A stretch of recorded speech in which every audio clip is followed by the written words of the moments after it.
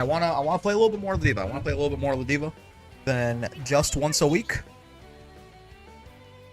One, because, you know, it's good to just get more practice in and things like that. You know, at the end of the day, I do want to improve. I want to perform better when we join these brackets, stuff like that. But also, I mean, if we are going to see, you know, at least take a look at trying to end the season in GM, we just got to put in, more time, right? It's just not gonna work. Playing like 3 hours a week and calling it. Both to like get good enough to start beating some of these GMs, and also to build up that cushion that we might need, because I will not be able to grind my ass off in the last like 48 hours like a lot of people do, right?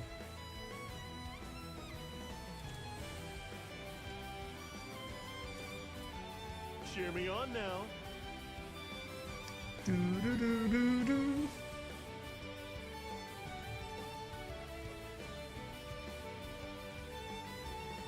You go.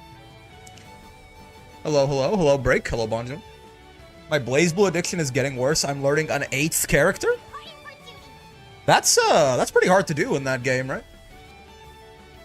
To my understanding, Blaze Blue characters are not quite as quick to pick up as some characters in Grand Blue might be. Like 8 Blaze Blue characters is a lot of fucking Blaze Blue characters. That's quite the addiction you're rocking there. Very impressive. I started playing Uni, so true. Every character is wildly different. Yeah. So you really got it bad.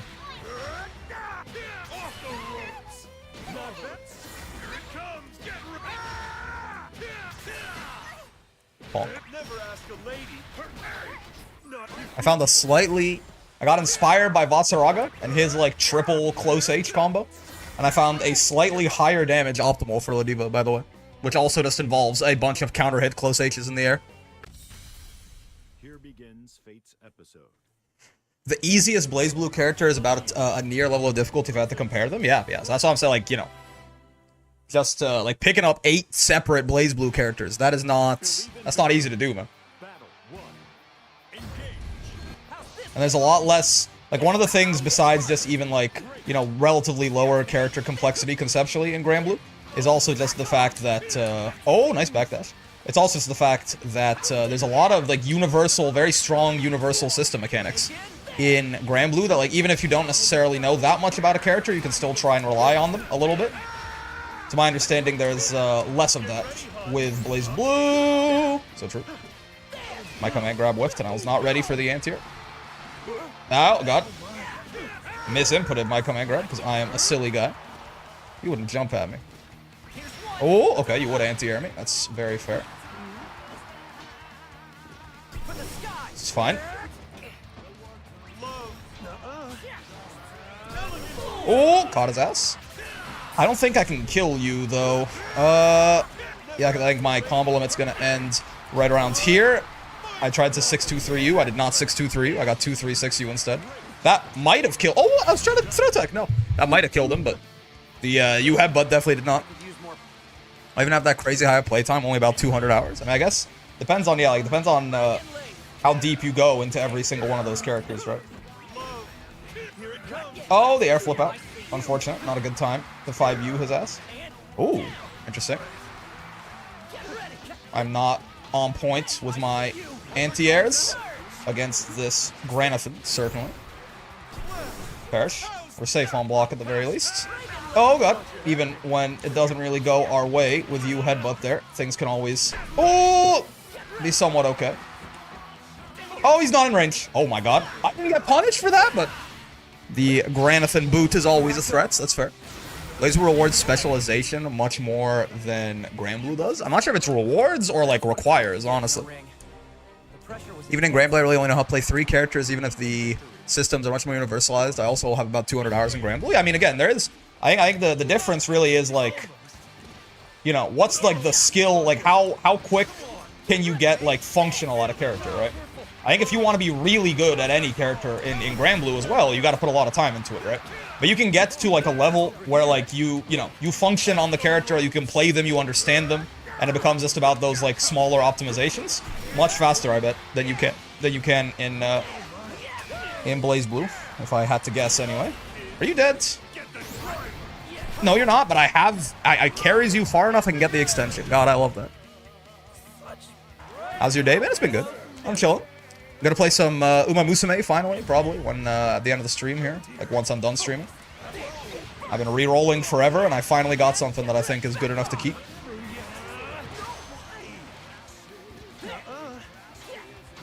Sure. Oh boy! Yeah, Grand 2. I was not expecting a low from there. That is my bad for underestimating. That's supposed to be 2U. Underestimating Granathan 2U. 1, 2, 3. Am I close enough for far end? No, I'm not. I wonder if that was, if I could have SPD'd that. Okay. That doesn't link. I'm a fool. I'm a fool. I should have, yep. Far L only goes into U Lariat or Light Lariat, not EX. Woo! The boot. Rise of the Bumble Grand. This Grand is spooky, dude. Just avoided brick and rags. Glad my session just ended. What did I do, man? What do you don't wanna... You don't want to play with me? 1, 2, 3. I think this Gran, I might want to try and do like some sort of backdash hard read on this Granule here. Because he does like to run up and throw. We could potentially get a full punish on that. That's -5, by the way. Though if he spaces it out, I think it's -4. Okay, tried to backdash before there too. Maybe I should U-Lariat him there. It's like a hard call out. Oh, okay. Okay, got his ass. Can't like kill you or anything here, so I'm just gonna go for the safe jump into shenaniganry. Yep. He loves in those like situations where I'm like slightly minus in case I'm baiting a DP or something. He does love to go for the throw, I noticed. So the backdash is a good thing. My day 4 Matera ain't ready. I mean, you're probably fine. You could at least try. He's not super locked in on the M Lariats as well. Potential weakness spotted for Sir Granule. You have Broken Ass Matera on his side. I mean, true, but Broken Ass Ladiva too. Though it's a good matchup for Matera, certainly. Especially in this, but I mean, even worse in 2.1. Oh, that was definitely SPD punishable. Yep. I should not do that. Okay. Oh, that was supposed to be super! Oh god. I tried to do the command grab super. I did not get the command grab super. Yeah, he is not very good about dealing with M Lariat. So this is again, a potential weakness to exploit in Sir Granule here. Oh, I tried to shimmy him. He did not take kindly to that. Okay. He mashed on Wake Up that time. I am dead. Wait. No, I was dead. Not anymore. Oh, God. Yeah, I couldn't block him. Wait. No, I did block it. I guess I should have spot dodged. I didn't realize I was on chip. That's my bad.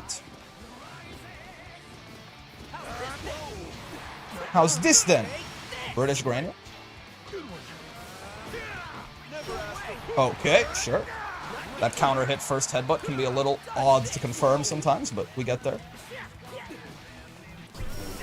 Oh, that didn't quite work. That is again SPD punishable. I'm so not used to looking out for the things that are exactly -5 because it just didn't matter for Ladiva at all last patch.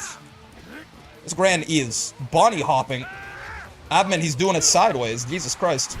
Oh, thought that was a safe jump. Maybe I did it a little too late. You do have to jump like right away. That is SPD punishable, man. I'm just missing it. Oh my god. Sure. If I did it again. Okay. This Grand is just moving all over the place, and I'm having a hard time pinning him down. Certainly. Okay. That helps. And thank God we labbed out our anti-air conversions last week, so I know that I can just, if both hits the 2H rock, I can get my M Lariat afterwards and get the full combo. We take that. I sort of wanted to learn Matera. That 2-2X move is kind of funny. That's Butterfly, right? Butterfly is certainly a funny move. I would describe it as such. No, sir. Parrish. Parrish again. Parrish Ramirez, even.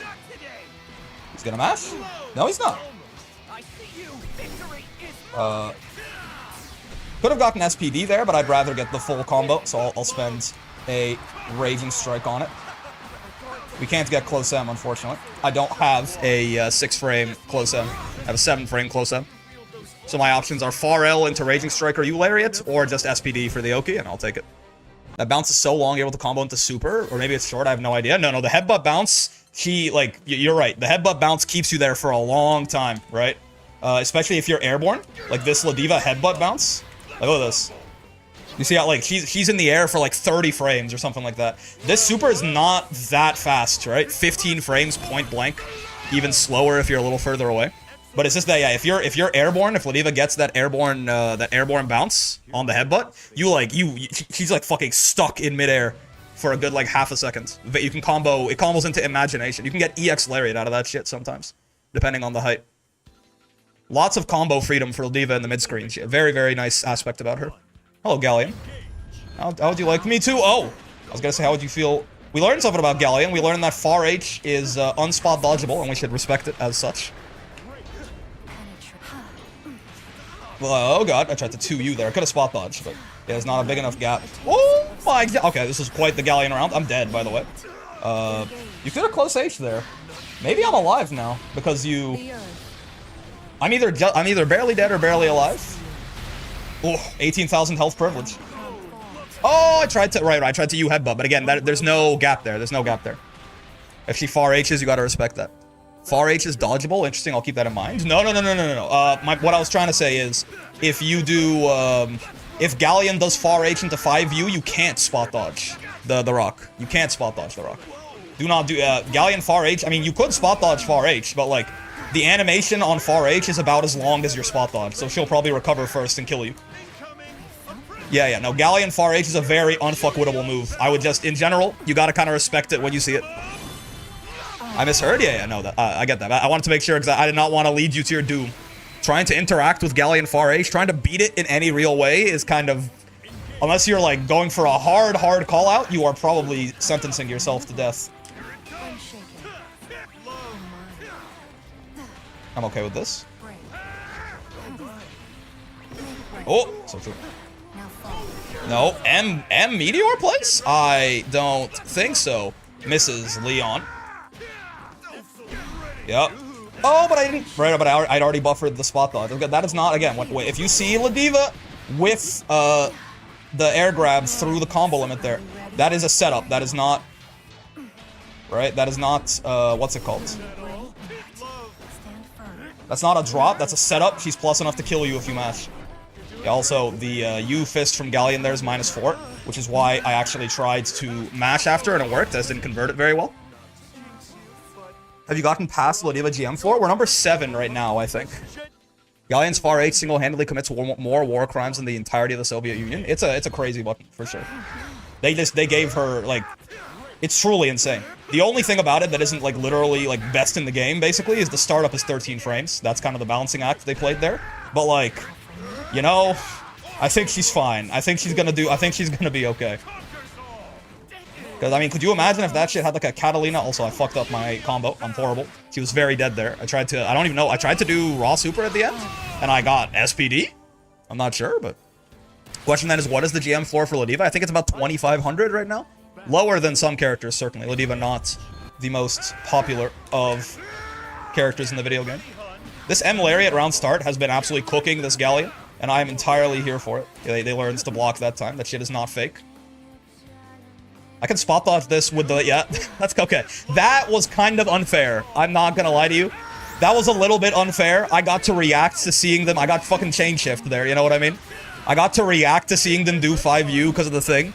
And if you spot dodge Galleon's 5U, she is often punishable, right? She is often punishably minus. But the thing is, it's 18 frames, right? So you usually don't get to react to that. But I basically cheated. We got lag switch buffs. Yeah, I feel a little bad about that, but like, listen. Yeah, I don't know. How are you today, Mr. Streamer? I'm doing well, French Toast. Like, look at this. This is still something to note, and it's why it matters. I was talking earlier about how Galleon, her far H into rock isn't spot dodgeable. Why do I care about that, right? It's because a lot of Galleons, what they'll do is if they have the rock on you like this, you know, they'll do things like a block string into the rock, and the idea is if it hits you, right? If it hits you, then Galleon gets to just do whatever the hell she wants, right? She does her Galleon thing, she sends you straight to fucking Gohannam, you get the idea, right? But, even if it's blocked, right? Even if I set Ladiva to block right here, right? And I, as Galleon, I do this into bonk, bonk, right? Even if she blocks it, she takes a little bit of chip, I think, and I'm plus 16. So still a very, very nice situation for Galleon to be in, because, I mean, plus 16 from this range means, guess what? This is now an option, and if this is an option, it's even on block, and you're probably gonna, like, you sort of just, like, lose the mid-range for letting Galleon be that plus from that distance, or even, right, plus 16 is enough that, like, if I'm close enough, I can, like, do a little walk-up command grab, right? Like, that's, even with Galleon, with how slow her command grab is, like, that's straight up, you can't really mash on that very much, right? Especially since her command grab's very big, she can probably grab you from out of the range of, like, your light buttons and stuff like that. So it's a very nice situation for Galleon. No matter what happens, if she does 5U like this, you get hit by it, it's great, you block it, it's great. But what you can do is, if Galleon does... So let me just record her doing the whole thing, I guess. Right, if she goes bonk, bonk, bonk, right? So if I spot dodge this, hold on, it does work. There you go. Right, Galleon is now minus 17. Now, of course, I'm not doing this on reaction. I'm doing it on a guess, on a read, that the Galleon is going to try and do rock after, because it's a very good thing for her. But this completely flips the situation around, right? Now, Galleon is not just plus, she's punishably minus if I'm close enough, right? Like, I'm pretty sure if I do this right, I think I can even U-Lariat punish her here. Yeah, right? Like not only is she plus, she's incredibly minus. Like, she's pick your poison, whatever punish you like, even from, like, a relative mid-range, right? You can probably find something to do. Ladiva 6XL is pretty bad. Most characters probably 6XL punish this, right? You probably have, like, a neutral skip that works, that's fast enough to kill her here, too, right? Very, very big part of playing the Galleon matchup is getting these sort of preemptive spot dodges on this 5U, because then that makes the Galleon maybe a little bit more squeamish to just throw this out, you know, whenever they have rock, to just immediately always do this, and then you're making her less willing to use one of her best options, right? Now, the reason I mentioned that Galleon's far H into rock, far H and close H, right? Both of Galleon's heavy normals, it's a true block string here. I learned this 2 days ago, I think. Or maybe yesterday? No, I think it was 2 days ago, yeah. Galleon's far H into the rock and her close H into the rock are all true block strings, right? So what that means is, while I'm blocking, if I try to spot dodge, there's no gap for me to actually spot dodge. So what's going to happen is I'm going to stand up, because you have to, like, stand up to spot dodge, right? I'm not going to get the spot dodge out, and I'm just going to get lowered by the 5U and die, right? So this is a very good option to do against Galleon. Do not even go for it. Don't try to do it. There is a 100% chance of failure if the first thing you blocked from Galleon was this or this, right? It's like, if I have Galleon, if I record her again, instead doing this, right, close H, far H works too, right? If I record her doing this, and I try to spot dodge, you see, like, I'm matching spot, you can look at the inputs, I'm matching spot dodge, I stood up, it's great. There's no, it's not counter hit, by the way, it's just because I have counter hits on all the time. But, like, there's no window, right? It's a true block string. So all I do is I stand up mid-block and get low and die. Very similar idea as well if you're in far H distance, right? Same thing, there's no window there. So it's a very good thing to do against Galleon, but only if you block mediums. Mediums or lights or something like that from Galleon, go for it. If she far H's first, you kind of have to just sit there and let her do whatever she wants to do, right? You can't... Another thing that is so incredibly good about Galleon far H is it's a heavy, right? So it has a heavy amount of block stun. It has a heavy attack level.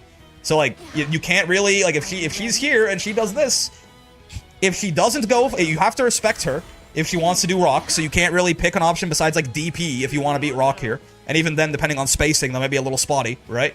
And if she doesn't want to do rock, she can keep the meteor on you, and her far H is even on block. So, like, going into another far H right away is genuinely an option that's going to beat most characters' options in the mid-range, right?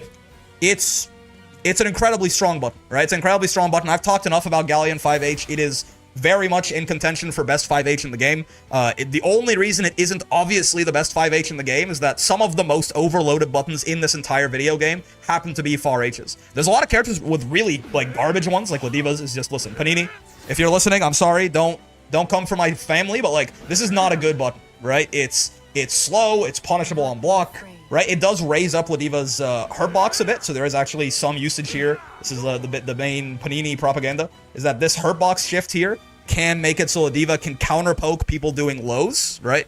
So if someone's, like, poking at me from the Grand Blue Zone with, like, a 2M or a 2U, Ladiva can unironically hurt box shift over this with the far H, because her back leg is so far away that if they're, like, you know, spacing it on the edge, they'll whiff through the hurt box shift and get counter hit far H. This is unironically a good use for Ladiva far H, but it's quite risky, right? But yeah, like most ST, if you're gonna hurt him, don't lie to my Panini. Hello, Lazy. Do you see the normal grab Galleon tech? I did not see the normal grab Galleon tech. Hello, Lazy. Thank you for the rate. We're playing some Ladiva and talking about some Galleon as well. But yeah, so the only reason the Galleon's far H basically isn't just like undisputed top 1 is because there's a lot of really good far H's in the game, man. Right? Like, it's not that it's not good enough, it's that, again, some of the overall just most overloaded, most insane buttons in the video game, right? Think like Grimnir far H, Catalina far H, 2B 5H, things like this, right? Versuja far H. Like, some of the most, like, ridiculous buttons in the game happen to be far H's, right?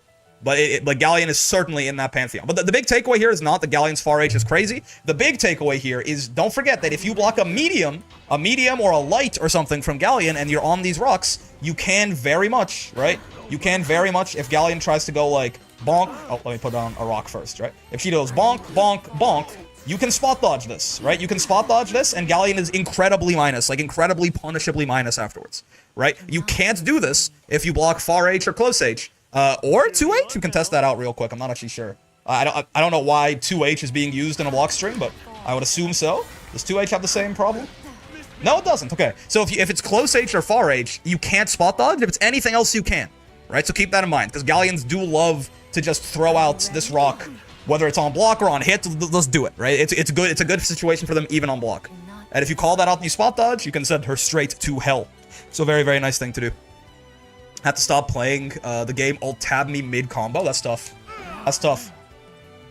You see the normal grab Galleon tech. So what is this? What are you talking about, DX? What is the normal grab Galleon tech? I'm unaware. Elaborate. I have not seen the normal grab Galleon tech.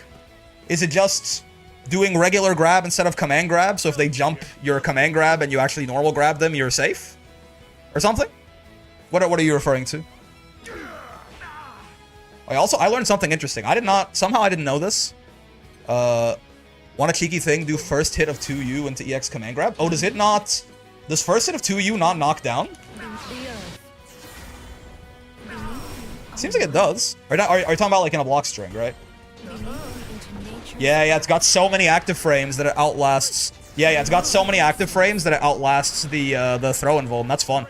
I was just gonna talk about actually EX command grab specifically. I mean, it works on you as well. Works on all of them actually. They're all. This is one of the nice things about Galleon's command grabs being so slow, right? Is she can like use them in like she can cancel them out of pressure like this in a way that Ladiva can't, right? If Ladiva does like this, I just whiff through the throw invuln and I die, right? So like while certainly overall it's definitely nicer for Ladiva that her command grab is 5 frames and Galleon's is 21. It is like, there is a benefit to Galleon's command grabs being as slow as they are. I did learn one thing, though. I did not realize this. Ladiva close M is even on block. I somehow never knew this was a thing. With the new SPD speed buffs, I mean, you can do this even pre-patch, to be fair. It didn't really matter. But, like, is this something that I was trying out? You can just kind of go, you can, like, as soon as it recovers, you can just do SPD. You notice it hits on the 7th frame. It hits on the 3rd active frame, but, like, this is actually an SPD window. I did not know this. I did not know that just blocking one Ladiva close M was a 50-50. Right? In the sense that she can frame trap you here, right? She can frame trap you here. Mashing will beat the command grab, but you can get, I guess frame trap mostly by headbutt, to be fair, right? You can get frame trap by headbutt, or she can SPD you.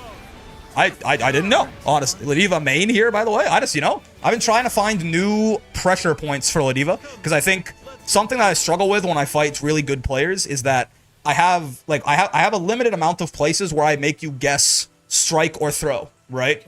And I think against really good players, I don't give myself enough opportunities to snowball, basically.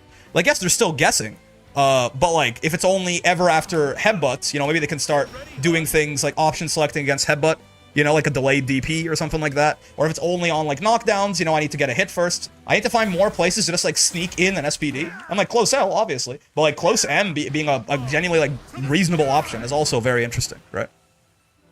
But, yeah. Close M is my main tick throw option. I mean, close L for sure. But, like, yeah, close M is still very nice because, like, the proximity range is bigger, right? You can be further out and get close M. That's one thing I was trying with Galleon to see where I can sneak in more grabs. I mean, yes, the whole thing, right? It's the whole thing, you gotta. So that's something I've been trying to think about more too, certainly. We need to learn how Ladiva does her hair. I strive to have hair that good.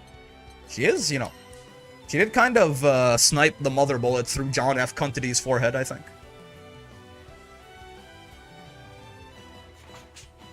I think that might get the stream demonetized, I just realized, but it's okay. Other thing is 6XL into alt command grab. Yeah, I mean, any plus frames, even like any plus frames or any cancel into her command grabs will work, right? Even 6XL into like medium command grab should work, in theory.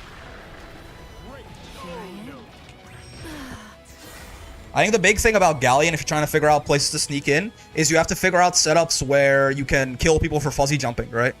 Like, you have to figure out ways where your options are either a button that hits fast enough to catch someone fuzzy jumping, or delayed enough to catch someone fuzzy jumping, but that could be opening you up to just them mashing, right?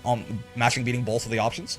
Or off of, like, some sort of, like, Oki or, like, timing setup, or where your button is hitting, they can't mash earlier, and your button is hitting late enough to catch the pre-jump frames, and the command grab is hitting after the throw and vuln wears off, right?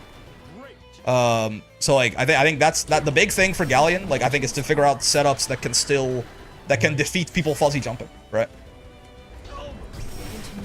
And even, I mean, even something like auto combo, but, like, you do it either after the first, or the second, or the third, right? The reason why I say ult is because it works off max range 6XL, that's fair, that's fair. I know people expected less on close M, so I use it more than I should because it has killed me before. That's fair, yeah. It's a good place to take a throw. Oh! Hello, Besu. Fix the input reader. I've heard of some people having some qualms with it. I personally haven't. I feel like most of the time, I feel like if I make an input mistake, it's because I'm being sloppy with it, but...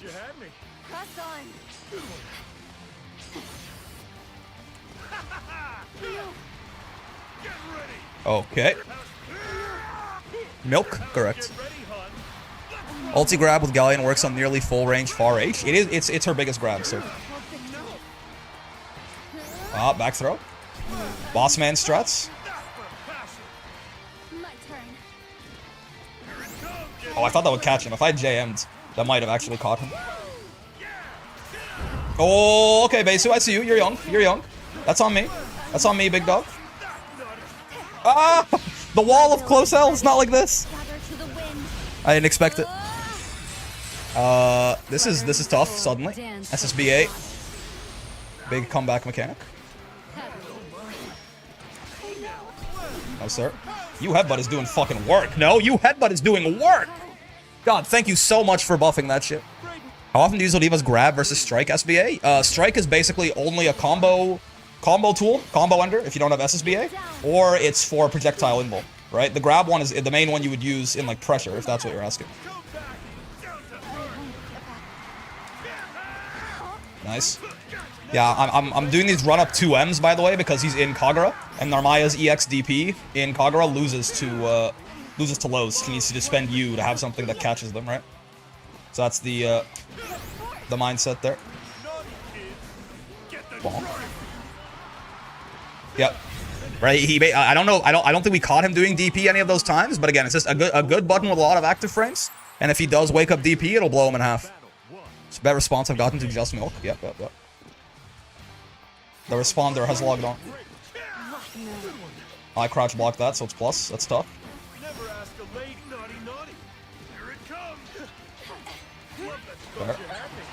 Fair. I should 2U in those situations. It's a little risky, but, like, that is our only, like, big 7-frame option from there. Could have done U Lariat, but I guess I'll do this for a little bit more damage. 1, 2. Corner to corner. Nice and easy on this Ladiva lady. Ah, U. There you go. If he spends U, it will actually beat everything. Obviously, it'll still lose to command grabs, but... Oh, I'm unk. That's fair. Oh, it knocks Besu out of GM. God damn, that Armaya GM threshold is high. I mean, I guess I'm not too surprised. But, like, 48-51 isn't enough?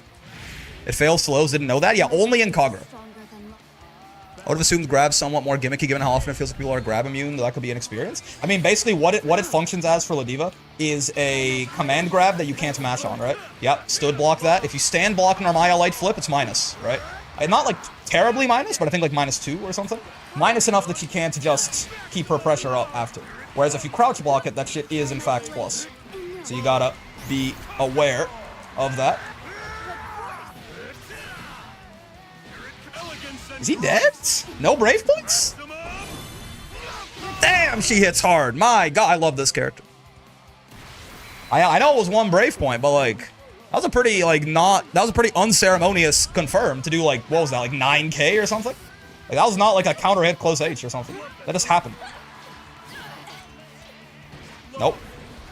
Narmi UDP loses to command grab? No.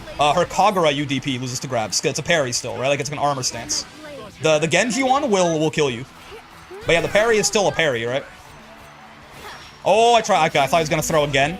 I tried to hard call it out with backdash. It was not correct. He did just go for the throw bait. I tried to do it again. Okay, I tried to hard call out the throw twice and I was wrong. That's fine.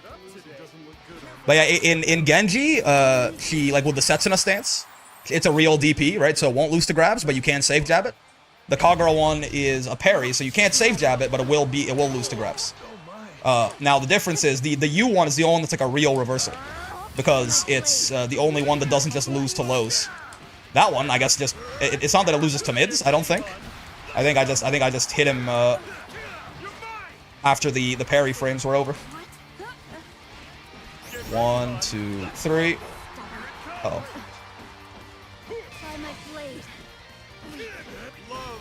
Okay. Oh, I could have air command grabbed him. They gave me that buff. Right. Oh, that would have been I've never actually used that buff in a game yet. Ladiva can grab people out of block stun in the air. Kagura parry his ass? Yes. This Narn is good. Beisu's pretty good, man. Beisu. Friend of the wall. That's fair. He's not dealing with these M lariats very well though. Could certainly be a problem for the boy. Okay. He's using his brave points rather liberally. Oh, he backdashed on his own pressure. Yep. I mean, that is what Ladiva doing SPD over and over. Like, it's what you should do, but it is nice that you can force people to do that. Oh, okay. Fair. You got me. No backdashing allowed, though, so I got you in many ways. Right. Safe jump. Oh, I wasn't in the guard button? That's embarrassing. Oh, nice spot dodge. I tried to call him out backdashing again. We're not dead, though. He doesn't have a good conversion here. Oh, nice. He's not ready to throw tech again. I keep saying, buy my blade. It makes me think of that one Dungeon Soup video. Buy my wings. What's some advice I could give my friend for this game? This is his first fighting game. If he just started, the best advice is don't spend too long in training mode to just play the video game. And pick a character who you think looks cool. Don't worry about what character you play. I think the best advice is just helping them avoid... Oh! Yeah. Oh, no, it's a punish! It's such a big punish! But I was actually too early on the close L. I had it on mental stack, and I should have close H, I guess. Oh, he blocked that time, even though I did crouch block it. So he was plus there. Oh, headbutts were on cooldown. Oh, damn. Okay. He's got spot dodge on the brain. I thought he would backdash again. He did not. That's unfortunate. Yep. Okay, we can catch him on that. Again, that is certainly a mistake he's making, spot dodging the M lariat like that. All right, Beisu, time to guess. 4 game.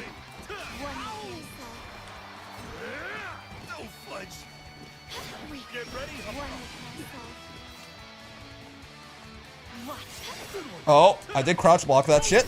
Oh, no. I called him out. He was ready. Nice, nice. Well done, Beisu. Well done. Well, everything's computer. I see you. Well done, well done. I can coach your friend depending on how good his glizzy overdrive technique is. True. But I think when people are new, there's not really, like... You know, you can give them, like, lots of good advice, but they just, like, don't even know what it means, right? Oh my gosh, GG's, Mr. Wall, man. Good set, man. Good set. You gotta stop spot dodging those M lariats, by the way. That was like the one sort of lifeline I had back in there once you figured out my neutral a little bit. I fucked up the punish a couple of times, but that is a very dangerous proposition, good sir. The only one you want to spot dodge is you. But yeah, I think if your friend is new, you just make sure you like nurture their fun. You know what I mean? Like don't don't forget to like fuzzy mash and brave countering is good and all that, something like that. You know. He just doesn't understand any of the advice I give him. Exactly. So don't give him any advice right now. So what I think the best thing to do with anyone who's new is just encourage them to play the game. Don't like all of this. If you give them like a bunch of like homework before they're tall enough to ride the ride, I think all you're gonna do is turn them off, and it's not even going to be effective, right? You're turning them off for no reason. So just like, you know, help him pick a character. Like maybe he can ask you like generally like, oh, you know, what is this character? Like maybe they're looking at 2 different characters and they're like, I don't know, I think like Sora looks really cool and like, you know, Lancelot looks really cool. You know, like what? And then you can tell him like, oh yeah, like this guy plays more like this and this guy plays more like this. And he goes, oh, okay, so okay, Sora's sounds funner. And then he starts playing Sora's. And you just don't even give him any advice on Sora's. Go, okay, go hop into ranked, hop into casual, do whatever. I would recommend ranked because casual he's going to fight a lot of people who are way better than him probably. But like, you know, hop into ranked, start playing the game. And then once they start playing the game, once they're actually in the thick of it, then they're going to have questions. They're going to be like, hi, Breakalo Burger.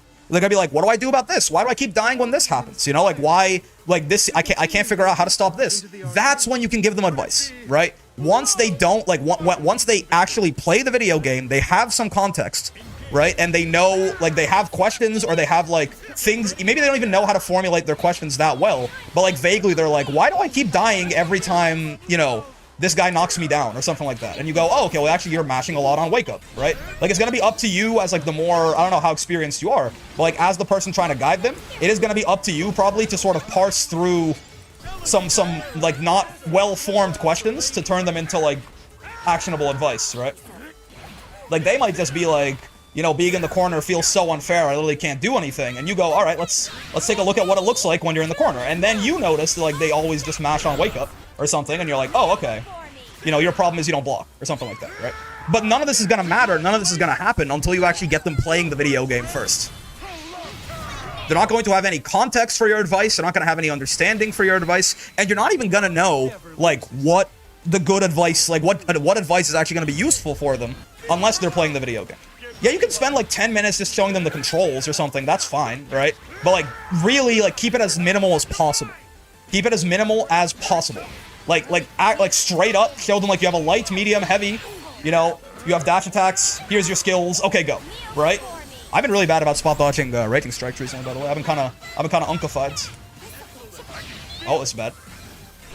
That's bad. At least I got a brave point back for the super, so I'm not dead here, which I probably would have been, yeah, if it was no brave points, so I was definitely dead on this combo. Oh, nice. I was too late on the empty teleport. That's a 2H for free, right? But I took too long to react. Still a little boy, but Granblue has been the one fighting game I truly enjoyed. I want to keep playing and get better other than, like, Tekken. Yeah, it's a fun game. Tekken's a good time, too. Oh, I haven't played a lot of Tekken, but from what little I did play of it, I enjoyed it quite a lot. Listen, it's going to be on the Wi-Fi. I'm going to hit you with 5U, okay? If I have to fight rollback CAG, then you have to fight rollback Ladiva. It's only fair. Oh, I 2H too early. I 2H. Oh, they were dead if I confirmed that properly. Guess what I didn't do? Oh, I could have punished that air trap set, but I took too long to react. And then when I still got greedy. I should have just admitted I was, yeah, like right there, right? I should have just admitted I was too late and given up the ghost, but I got greedy. I wanted more, and disaster struck. You're not dead? That's horrible news. No. I fear not. Week in 8. Make sure he enjoys the character he's playing. Granblue is the best game I've played besides Tetris. That's high praise. Tetris is kind of goated. Show them cool things, teach them how to do said cool things. True, but I think they might not even realize, like, again, until someone's played the game a little bit, do they even know, like, why the stuff you're showing them is cool, you know? I think some practical experience is very important. If we're just gonna stare at each other, I'm gonna SPD you, okay? Oh, that's bad. They were not anywhere near as close as I thought they were gonna be after that pressure.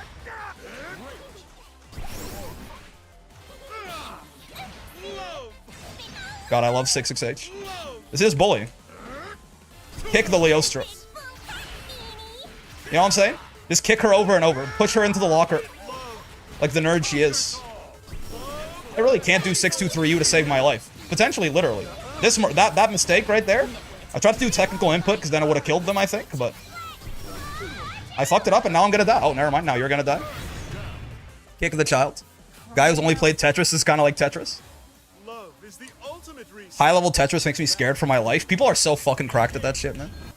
Forgot that reaches? Yeah, it's huge. It's a big... It's not a punish, though, right? I don't think you're -5 there. Are you -4 on that hip thrust? But it's only... It's called Alexandria, right? It's only throw punishable in the corner or something like that? high level anything is always scary. True, but for some reason, like Tetris, I'm like, I don't expect the level of sweat that comes across with it. You know what I mean? Maybe it's because it's a game that most people play like very casually.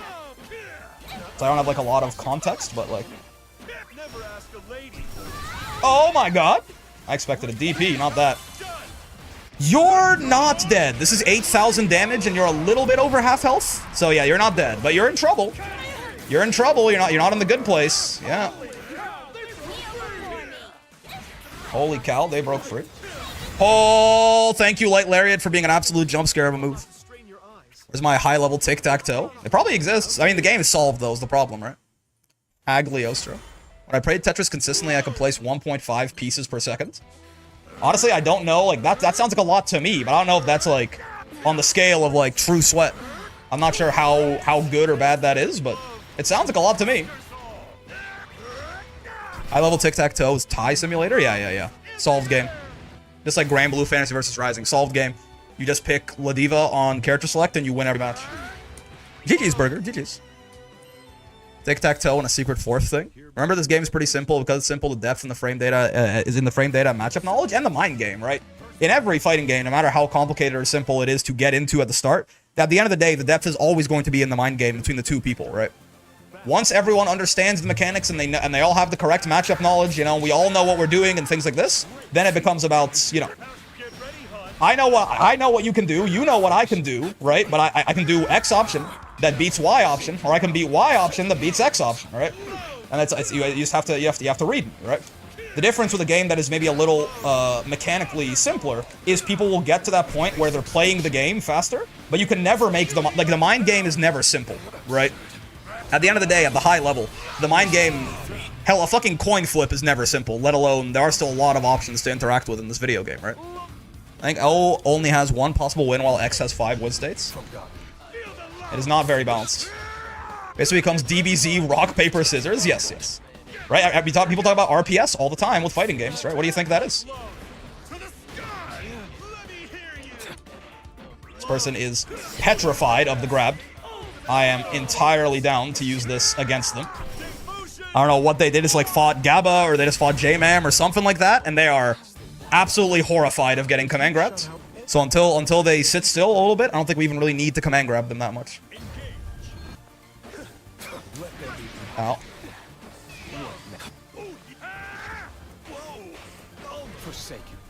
Poor Lord. Oh, Jesus, kick. So true. Gotta be careful trying to poke at him from range. God, I love 5U. You've tipped your hand? That's true. I've tipped my hand that I'm a dirty 5U. Enjoy it. Oh, I didn't mean to spot dodge. I was trying to hold the guard button, but my hands were a little panicky. Oh, I didn't OS. I'm ass, Your Honor. Right. Safe on block. Into DP. He just was too early. He was too early on his shit. That's crazy. He hit me while I was still... Is he... Oh, I thought I was a little late. Okay. Do you generally treat BCs as reversals, opportunities, or return to neutrals? I like to use them more so as a reversal on defense, but inexplicable. I think it's very contextual, right? There are some characters where like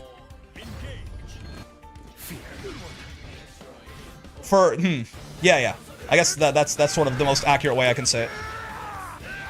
I clenched. That grab was so close to whiffing. I think I hit him like the frame before he went down.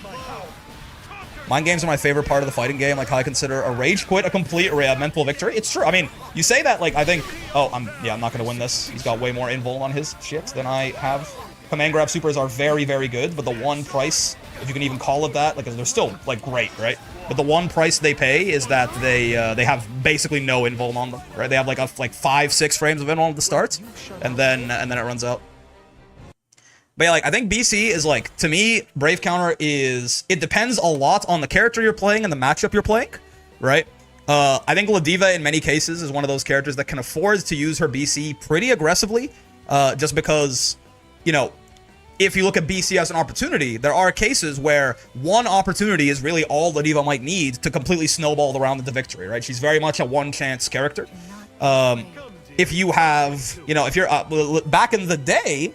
And I still kind of have this habit. I use Ladiva's BC a lot on defense because back in the day, You know, Ladiva did not have very good defense. With the 5-frame SPD and the 2 U buffs, and like, you know, her defense is still, it's high risk, but her defense is pretty good now, right? But yeah, if you have bad defense, right? Or if you don't have a meterless reversal, then you can certainly use Brave Counter to sort of supplement that, right? Supplement a good reversal. It is, even if you do have a meterless reversal, it is still the best reversal you have, right?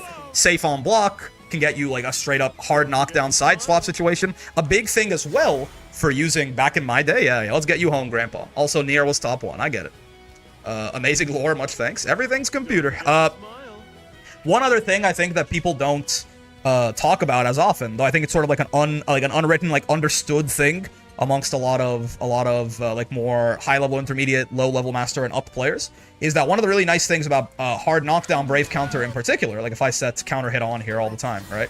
Hard knockdown counter hit Brave Counter gives you counter hit Brave Counter gives you this hard knockdown, right? But it does launch the opponent pretty far away. Not everybody can do this, but some characters, depending on the move speed of your character and your jump arc, some characters can get a side swap. You can get like a side swap off of this, right? Ladiva cannot. She just is not fast enough, right? I mean, like, I guess maybe like the best thing she could try to do is like lariat past you. Actually, this isn't real, is it? No, she can't cross up, yeah. Like, you know, Ladiva is not fast enough to do this, but certainly some characters are. I mean, a really easy example probably. He can do this for sure. You don't have to be this fast though. Like everyone can do this, right? But like, you know, Seox, I think, can pretty easily just run forward a bit and jump, and even, yeah, he's like safe. He can be safe, or even I think in some cases if you super jump, you can be like plus. I don't know the actual timing on this because my character can't do this. But like Seox can basically side swap you out of the corner while either keeping it still his turn. I think it's either he can safe jump here if he has a cross up button is what it is, right? Like at -5, like even this -5, -4 that I'm getting, he uses his cross up button, right? Yeah, -5. You can't DP on wake up, and while he's coming down, he can use his cross up button, right? And then if you don't do anything, he blocks it, you block it, and he's plus. And if you DP him, then he can land in time to block, and he can safe jab it, right? So there's a lot of characters that can do this. And for those characters, using BC on defense is... Let me actually try to get Galleon to DP on Wake Up here and show you what I mean. I'm bad at this, because Ladiva doesn't do this, so I don't really have a practiced time... Ladiva cannot do this, right? So I don't have, like, a practiced timing on this. Is it? Which one is it? It's the, Bedrock Blast? Is that what it's called? Bedrock Blast? Because, Will of the Earth with the Fists, I think it is Bedrock Blast. You Bedrock Blast? Is that what she's doing on Wake Up now? Yeah, okay.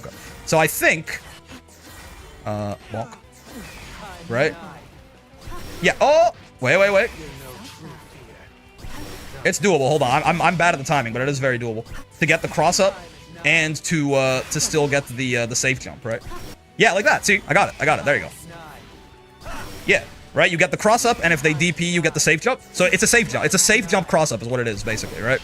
They can't DP on wake up, and if they don't DP on wake up, then you get the side swap, and you can still be plus, and you can make it your turn, right? And if they don't have enough time to DP you, they definitely don't have enough time to 2H you, right?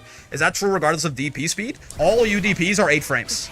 The fastest reversals in the video game are all 8 frames. There is no exception to this rule, right? There are varying speeds among, okay.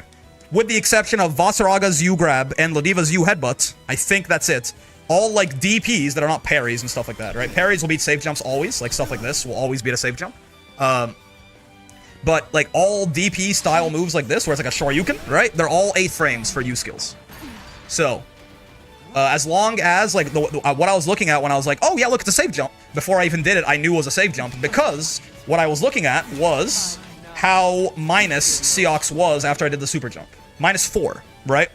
This means that I land, and I have 4 frames until I can block after you wake up. The fastest invincible thing you can do here is DP, which is 8, right? So I saw that, and I go, oh, yeah, it's a safe jump, right? Like, I knew it was a safe jump, but I wanted to actually do it myself, because I don't do it very often. So like, oh yeah, it's a safe jump, because he's less minus than the startup of the DP. Now, you might be like, he's still minus, right? Can't I just mash on wake up? Can't I just throw him? Can't I just take my turn back? The reason you can't do that is because that's assuming he does nothing until he lands. Even that's still a safe jump, right? But what he can do is he can do this, right? Which is going to hit you way before he lands. So it's going to frame trap you if you mash, and he's still going to be like -5 when he hits the ground. So if you DP, his like JM is gonna whiff through you, but he's gonna still land in time to block your DP, because hitting a normal in this game does not really affect your ability to block on landing. Unlike, for example, in Street Fighter 6, where in Street Fighter 6, if you empty jump versus doing a jump with a normal, if you do a jump with a normal, you have 3 more frames of recovery after you land where you can't block, right? Not a thing in Granblue. So it enables him to do things like this, where, you know, now, if Galleon mashes on Wake Up, we can set her to do that, right? If we set her to mash, like, her close L, trying to anti-air with a close L, right? Because 2H is obviously way too slow. Oh, not crouching L, sorry, close L. Right, if she tries to anti-air with, like, a close L while I'm in her face like this, right, she gets counter hits. She dies. And if she DPs, she dies, right? You don't realize how many specialized terminologies there is in fighting games until you try to teach someone new? Yeah, there's a lot of jargon, which is why you gotta give it to them a little bit at a time when it comes up and when it's meaningful. Explain what it is first, and then put the name to it, right? A safe jump, for example, I wouldn't say like, oh, you've got a safe jump there. I would do it like this, where I'm like, I can jump and land in time that even if they DP on Wake Up, I can block it, right? So I can keep offense going while not worrying about them DPing on Wake Up, right? Hi, Brick, how's Asilius? GG's, man. But yeah, so this, the whole point of this whole tangent is that if you are a character that can do this, and you don't have to be as fast as Seox to do this, right? Like, I think even, like, you know, Belial's not the fastest guy in the world. I'm pretty sure he can do this too. Let me double check. But if you're a character that can do this, then Brave counter on defense, and specifically making sure saving it for a counter hit situation, can be very, very valuable for you, right? And this kind of becomes the best use of your Brave counter, right? Let me have her not do anything here and just see how little minus I can get on Belial here. -7 still works, right? -7 still works as long as it's less than -8, right? Belial can probably do better too, right? And Belial has a very good cross-up button in JM as well, so same thing, right? She can't DP on Wake Up. Might see that time, that's not good enough. I fucked up there. But yeah, Belial can do it too. Certainly Seox has the most leeway because of how fast he is. But like, if you practice this on Belial, -7, right? You can get this probably consistently. He can probably do even a little better. I'm not sure, right? He can probably do even a little better. Looks like super jump is probably better for him because of his dash speed, but Uel probably has the easiest version of this. Yeah, like, it's not just Seox. A lot of characters can do this. I imagine Lance can, probably. If you're fast, if you have fast dash speed and a low jump arc, you can do pretty well. Charlotte can probably do this quite easily, actually. But yeah, so if you are a character that can do this, because not everyone can, right? A very obvious example, Ladiva can't. I can tell you that for free. But like someone who obviously can't, right, is like Vasaraga. Vasaraga cannot do this. He's so slow, right? There's no world. Look at that. Like, I can't even like get off the fucking landing pad before she gets up, man, right? Like Vasaraga, it's like pitiful if he tries to even like he can't cross up. He can't even get to her before she gets up, right? Obviously, what Vasaraga is meant to do off a counter hits hard knockdown, though, you know, there's intentional design in the video game. This is still good for Vasaraga. What he does instead is he does this, and then he's +14, right? So like that's, but the point is that Vasaraga cannot get the side swap off that counter hit Brave counter, but he still gets a lot of value off it potentially, right? He still gets to get his Soul Forge, and then he's plus. He can do stuff like this, maybe chase you down, right? So he still gets a lot of value off these hard knockdown Brave counters. So what I want to say is, if there is intentional design, some creationist ass shit, no, it's just more so I feel like people don't realize that, like, you know, for example, there's a reason that Vasaraga's back throw, have you noticed that shit is more plus than almost any other back throw in the video game? Why is Vasaraga's back throw +53 when every other back throw in the game basically is +44, right? I think Galleon's is also +44, +43, right? Everyone else in the video game gets a safe jump off of their back throw, right? Everyone else gets a safe jump off of their back throw. It's really awkward for Vasaraga to try and safe jump off of his back throw, right? Because his jump arc is too long, so he's gonna whiff through you, and he doesn't really have an easy button to frame kill with. He's not plus enough to frame kill into safe jump, and he can't safe jump normally, right? Because his jump arc is, I believe, pretty standard. Yeah, 46, right? So he's 2+. Obviously, the reason this is the case is because they want Vasaraga to do this and still be +13, right? Whereas, if Vasaraga had a +43 back throw like everyone else, he'd be +3 on Wake Up here, and it would limit his media options significantly, right? So when I say intentional design, I'm saying, like, you know, like, these little things, like but you can go even, like, super deep into this too, right? We had a whole little lab session where we discovered close L's in this video game have 1 frame after the close L's where you cannot block. You can roll, you can spot dodge, you can do anything, but you cannot block 1 frame after your close cell is done recovering, and the explicit purpose of it is to make safe jabbing medium DPs, like, quite difficult for most of the cast, unless your name is Versuja, in which case she doesn't suffer this problem, because otherwise it will be impossible for her to safe jab MDPs, and unless your name is Fairy and Matera, because they already have 2 extra frames of recovery on their close L compared to the rest of the video game. So again, if they had that 1 extra frame where they couldn't block after close L, which is just invisible, it's not like written anywhere in the frame data, they also couldn't even safe jab like HDPs if they did that, right?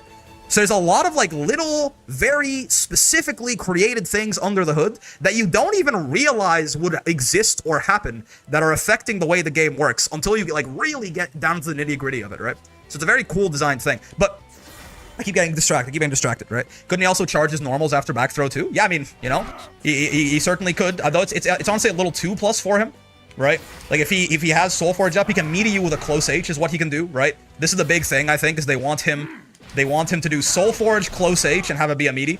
And I mean, if you have the gall to mash on Vasaraga and he does that to you, I have horrible news about the future of you and your family, right? You are not going to survive past the winter, right? But yeah, so what I wanted to point out that I've been on this sort of rant about, this whole tangent about, is that one of the big things in figuring out how to use your Brave points and when to use your Brave points is, does my character get an incredibly high, like disproportionately high reward off of a counter hit Brave counter? Obviously, for everyone, counter hit Brave counter is better than regular Brave counter, right? It's a hard knockdown, it's plus 54. Hello, Greg. It's plus 54, right? It's hard knockdown. It's better than the non-counter hit Brave counter. But is it like, you know, I'm Vasaraga, I get Soul Forge. I'm Belial, I'm Seox, I'm a bunch of characters. I get a side swap, right? In that case, it might be very worthwhile for you to really heavily consider using your, using your Brave points for anything other than this. Because this is so powerful, right? This is the thing, like, before they nerfed Brave counter, this is something that a lot of people were talking about, including myself, as, like, a possible nerf for Brave counter. What they ended up doing was making it minus on block instead of plus on block, which I think I'd like more as a change. I'll tell you, I think it's not as big of a change to the power level as making this not hard knockdown anymore would be. I think this is a stronger thing about Brave counter, but what it is it's a much more interactive nerf to Brave counter, right? It's a nerf to Brave counter, making it -2 on block. If you don't know, campfire stories back in my day, right? If you block the Brave counter like this, you will be +6, right? How can you block BC if BC only happens when you're attacking? Because BC has a startup to it, right? You'll notice here, 10 frame startup on BC. So most characters, everyone in the video game except for exactly Lancelot, sorry Lancelot, very unfortunate review, if they close L and immediately down back, they will recover in time to block a Brave counter on their close L, right? This is a universal thing for the whole cast except Lancelot. Sorry Lancelot, they just don't like you very much. His 5L is garbage. But yeah, so what this used to be in this situation, instead of Vasaraga being -2 and Galleon being +2, it used to be that Vasaraga would be +2, right? Or +6, sorry. Vasaraga will be +6 when his Brave counter got blocked, and Galleon will be -6. So it'll be his turn, straight up, right? So they nerfed this, and I wasn't able to bait BC with close L block as Matera either. Oh, maybe Matera and Fairy as well. I'm actually not sure. Let me try, because Matera and Fairy do also have really bad close Ls, right? Fairy and Matera have the exact same close L. They have 2 more frames of recovery than everyone else. But I don't know, actually. Like, if I... actually, sorry, let me get Voss. Everyone's BC is universal, but... all BC was truly a mechanic in this game? Yeah. Let me check real quick. Can Fairy not... She can't? That's tough. Can she do it with 2L, maybe? I doubt it, right? No, yeah. I guess, yeah, Fairy and Matera can't either. That's true. I guess that they more so, they kind of stay out of your BC range, right? Yeah, because very notably, Fairy and Matera also have, like, you'll notice, their close L has 8 frames of recovery on it, right? Compared to the average close L, which has 6, right? 6 frames of recovery. Genji and Arm can't either? Really? I guess Genji and Arm does a really shit 5L. But yeah, so I'm learning. I thought it was only Lancelot is even worse. So okay, let's go to the Dust Loop, right? We can just take a look at this. We can figure out. We're pulling up Dust Loop. Right. So Lancelot.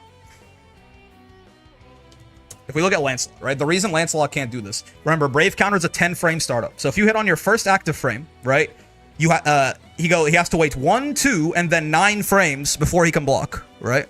He has to wait 1, 2, and then 9 frames before he can block. So that's 11 frames. BC starts up in 10. So there's literally no world in which he can 5L down back and be safe, right? If you look at a startup, doesn't matter for this. It's only active frames and recovery frames, basically, right? And even active frames, you can kind of finagle them a little bit because theoretically you could meaty and hit later, right? Even then, if Lancelot hits on the second active frame of his close L, right? Then he has to wait 1 active frame, 9 recovery frames, 10 frames. He can block on the 11th frame, and that's when the BC gets him, right? But if we look at Fairy, for example, right? Fairy is 3 plus 8 as well. I believe if Fairy meaties her close L, right? If Fairy meaties her close L, I think it's possible for her to do.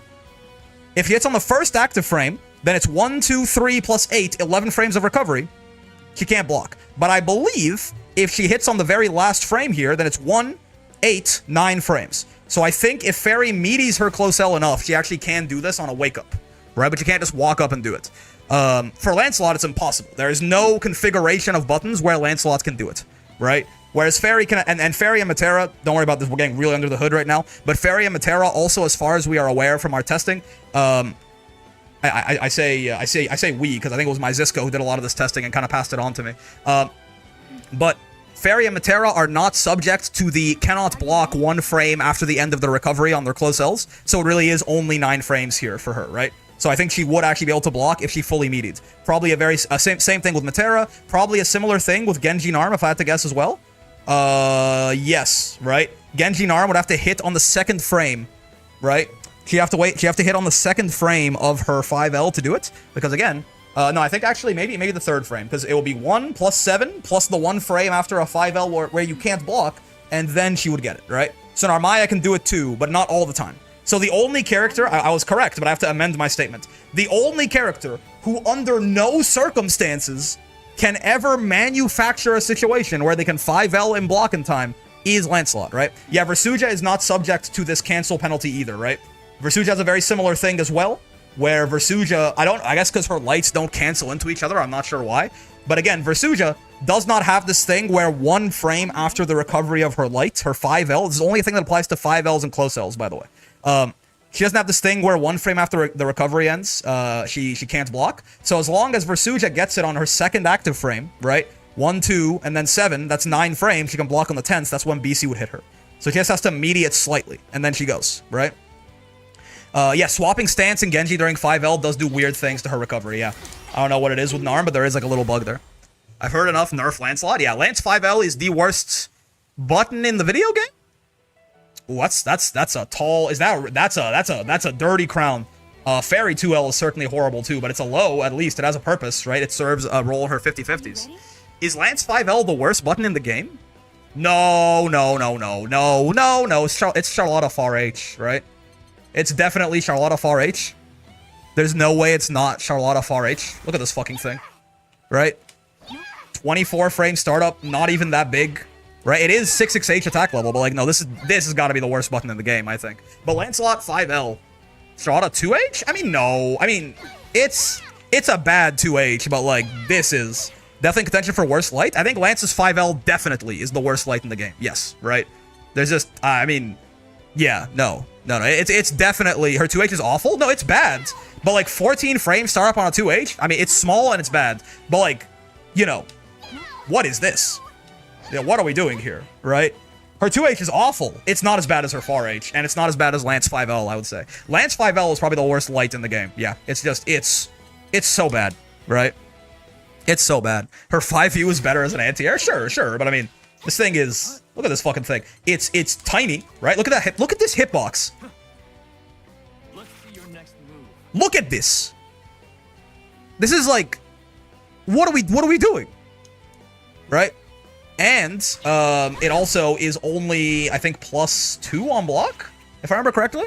Lance 2H is worst. No. Lance is no. You're smoking something, I fear. Counter on block. Right? +2. This is horrible. His 2H is like it's like a slightly below average 2H. There's no, right?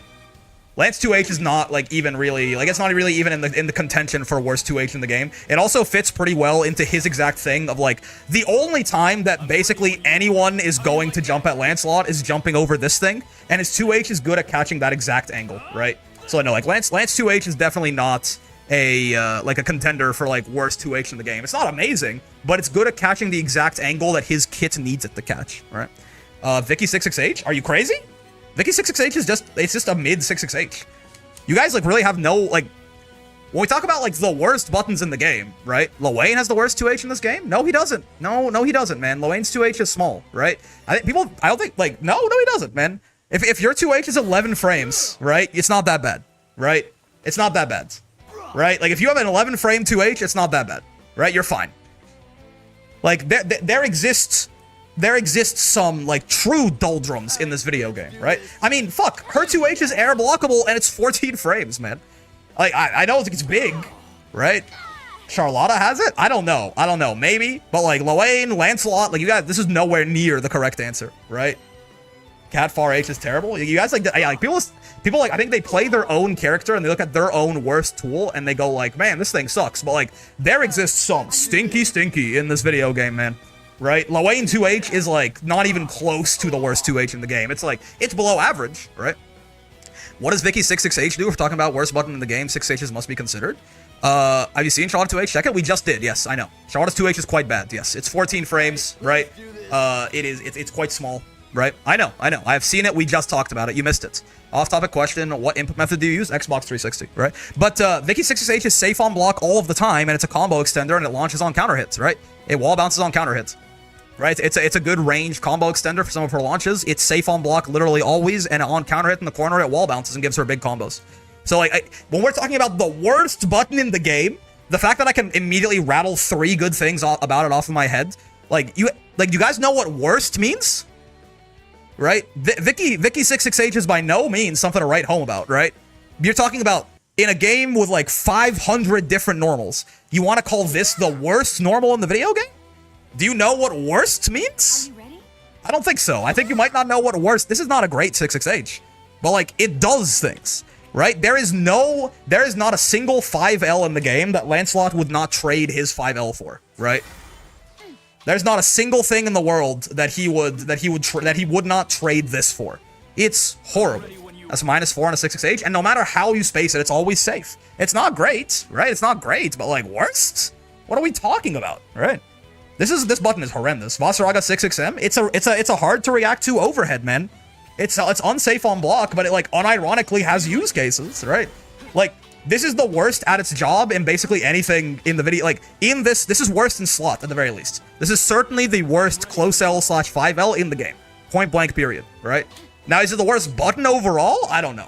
Again, I think Charlotta Far H has got to be the king there, right? This button is just so unbelievably ass. But, like, you know, I don't know. Lance's 5L is really bad, right? Lance's 5L is very, very bad, certainly. Anyway, this is a whole tangent about Brave counters that went into buttons and stuff like that. Let's play some fucking Ladiva, man. You guys are distracting me. Vicky 2L is worse than 66H. I mean, Fairy 2L is worse than Vicky's, right? If we're talking worst 2Ls in the game, I think Fairy probably has it. I'm not sure. I think hers is worse than Matera's too, if I remember correctly. But yeah, Vicky's about twice the size of Fairy's, right? There's an upside of Lance always being able to auto combo it. I mean, except for the fact that like the range, like his fucking range on 5L is basically as big as people's fucking proximity range on close L, damn near. Like Versuge, I guess to say that because her 5L is huge. It's the size of a far L, right? Lance does always go into auto combo off of it, but like it's like only like a little bit bigger than the fucking proximity range on close L, man. Shit's insane. Where's Matera? How I haven't looked at her 2L yet. It's better than Fairy's. Yeah, Fairy has the worst 2L for sure, right? Matera 2L is better than Fairy 2L? Yeah, I mean, the thing about Fairy, though, is, like, while her 2L is really bad, it's still just, like, a run-up and, like, low, right? So you can use it to, like, fuck with people in these kind of situations. So it has a use in her kit, but that's more so her kit carrying the button, not the button being good. Right.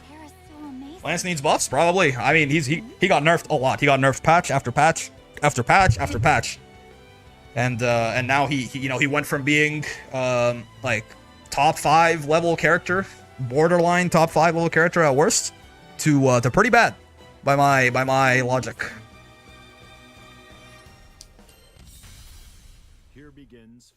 episode. Here begins Fate's episode. Oh god, hello fairy. Speak of the devil. Believe in victory. Battle. Lance does need some work. Yeah. Oh my, not fair. Here it comes. I can't hold him. Oh, Oh no. Keep up. yep, had a feeling you would 2M because you saw me roll. But your roll stopping buttons have greater recovery than your non-roll stopping buttons. It almost hurts. Oh, I've been side swapped. Oh, I thought she would backdash once more. I was incorrect. Parrish Ramirez, Fairythan. Is there a patch he got not nerfed? I think his 5L did get... Did it get like... It got like some sort of quality of life change at some point, but... No, Ed, I don't think Lance has ever gotten just buffs. He's always gotten nerfs. I just fought that fairy, well, you know. Yeah, M Lariat is like, you just can't fit that shit in against his owners, basically, I think. Get ready, hon. Okay, I'm down for that. Getting Fairy to spend her Brave points is a very, like, we have to, like, get rid of these, right? Before we can actually play the video game. Thought you had me. No, ma'am. That's fair. I'm okay with that. Yep. Oh my god! Get ready, hon. What is happening? They double spot dodged my ass. Yep, can kind of get out of that a little bit. Though I'm not sure if that's because they delayed their JL, because I think that is a real setup off back throw. No. Beppo, my ass, Mrs. Fairythan. Bonk. Oh, I misinputted it. No! It's probably dead, even if I didn't do technical input too. So there's no real reason for me to go that hard, but I'm trying to get bet. I misinput like my raw 360s a lot. Is the reason she's spot dodging across the screen, is it for timing reasons? Yes, yeah, I can explain that in a second. But basically, it's part of Fairy's RPS after her normals. I can show you. It's going to be easier to show in training mode, but essentially, Fairy, after she hits a normal, she can often, like, if she throws Gespenst or something like that, you might try to roll. And if she spot dodges, she will recover. Like, if you roll and she catches you out with a spot dodge, then she'll recover in time to kill you with a button. I can demonstrate for you in a second. Woo! Luminescent Zoe. Hello there. Oh yeah, see, exactly like that, actually. We just kind of saw it. Though I did roll even later than normal, but the thought still counts. Yeah. I could have even converted that if I was a little bit better, like that. That's the nice thing about crushing or counter-hitting Fairy's whip normals from across the screen, is you do unironically get, like, conversions off that shit. Way too late in reacting to her rolling at me. That was potentially a death sentence, but I got jump scared. Does it cancel the end lag? Yes, exactly. And you are committing to a long animation in rolling is the call out. So like it cancels the end lag plus you're committed to a roll. She can punish you afterwards, right? Keep up. My heart. Get ready. Okay. Whoa, the rollback. Okay. I wonder if you headbutt used to lose to that, because I feel like I hit her lower down than I would have previously because of the speed buff to it. Oh yeah, far H is going to crush JHs. That's very fair. That is a totally fair thing to do when I'm representing so much JH on my jump in like that. I am dead, by the way. Oh, they got the pull in? I guess it was combo limit. Maybe it's just more damage to not instead.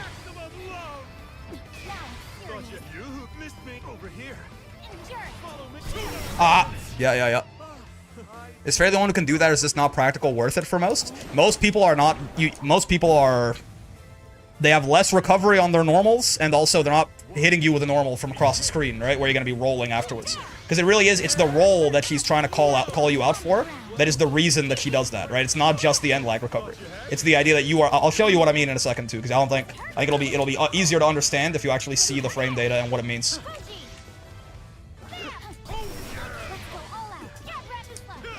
I'm trying. These two U's, by the way, I'm trying to crush like random normals she throws out from range, but it is very much like a YOLO option. Thank God her air throw animation is long, so she didn't get to toss me down into the depths, the dumps even. Oh yeah, good check. Well done. Far L from those ranges does everything. It covers the roll and also recovers in time to kill you for jumping. What's your least favored matchup as Ladiva? I would wager... I think Catalina's really hard. I think Fairy is also pretty not great for Ladiva. I think Matera is also bad, but I think Fairy is in my opinion, has always been like the harder zoner for Ladiva to deal with. Because Ladiva actually has a surprisingly good amount of anti-projectile tools, but none of those matter against Fairy, right? They don't do anything. Oh, yeah, got called out for rolling. Yeah, I can't just chase. I have a bad habit of doing that to Fairy. Trying to chase her jumps with U-Lariat, but she has really good, like, defensive jumping normals like that to wall you out. Yeah, got punished for spot dodging. We are seeing the reason she's spot dodging, like, live in action, right? Oh, shit. That's tough. Oh, this ran at me and through. Not what I expected. Oh, I tried to jump. Nice. Well done. Fairy's got the read after the first game. I mean, it's more of a matter of I am essentially making guesses to try and get in there, right? And I have to just, like, I'm trying to RPS, and they're certainly stopping it very well. But yeah, so what Fairy is doing, right, is her far M has 18 recovery frames, plus 4 active frames. Spot dodge is a 29 frame animation, right? So one of the reasons it's worth it for her in particular to do is because if you think about it, when you cancel on the first active frame like this, you are skipping 4 active frames and 18 recovery frames. You're skipping 23 frames, and you're replacing them with the 29 frames of spot dodge. Sure, right? So it's not like you are like overall losing more frames than you're gaining, right? But the point of it basically is it's still like some sort of movement there, basically, for you to look at. And if you are just trying to reaction roll through Fairy stuff, like say I have her do, you know, like this or something, right? I can roll this, and then I'm plus, and I've gained ground on her, right? So what she's trying to do, basically, is do this into something, you know, like I made you look, and if I roll now, I'm minus 18, punishably so. Same thing if I spot dodge, right? Minus 14. Everyone's gonna be the same there except Ladiva. Ladiva's roll is slower than average, right? But yeah, so the point there, and I mean, to be fair, if she just far M'd, right?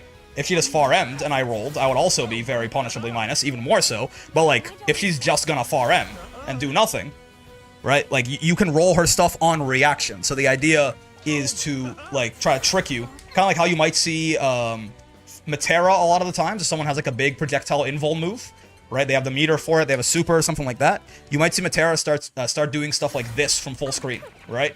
And you're like, what the fuck are you doing? Like, why are you whiffing your far L from full screen? And the reason is, they know that you are trying to react to, like, them doing this or this. Oh, sorry, no, this or something like that, right? And use your projectile invuln super or move or whatever to kill them. So they're giving you visual noise to react to. And if you fall for it, you use your projectile invuln move. Like if I try to do my if I try to do my super through here, for example, because I saw the far L and my brain twitched, then I'll be punishably minus. And if I don't, it still adds a bit of mental stack for me, where now, if I notice I'm trying to do this, it puts a little bit of delay on my reactions, where I can't just be like, oh, okay, any movement I see, that's my projectile invuln super. I have to process first, wait, I see movement, add a second layer of processing, right? Add a second layer of processing. Is this movement far L, or is it an actual projectile? And that little bit of a delay might be exactly like that. It makes my reactions harder, but it might also make it so now I'm too late, maybe. You know, maybe I do my maybe they finally do get away with a projectile, and like by the time I do my super, they're either recovered, or it's like way too late and I just give up on doing it entirely, right? It's less rewarding than just far M, but the movement makes it hard to tell that it's her goal. I mean, because just if she just does, we're doing this on reaction, right? We're doing it on reaction. You can roll on preemption certainly sometimes too, but like that Fairy does not need a setup to kill you for that if you're wrong. You just die, right? But I'm doing it on reaction. I'm trying to like do it on reaction to this. Now that, if you might notice, is a pretty quick move, right? That is hard to react to. Now there's literally, you know, if there was literally no mental stack, right? You can react to 18 frames from all the way over there if it's the only thing you're looking out for. It is a reasonable thing to do, actually, right? Because it's like, you have to react in 18, 17 frames. Like, that is like 250 milliseconds. Like, when there's no mental stack at all, we are basically getting to like human benchmark, you know? And can you, if I tell you wait till the screen goes green and then click, you can do that in 250 milliseconds, right?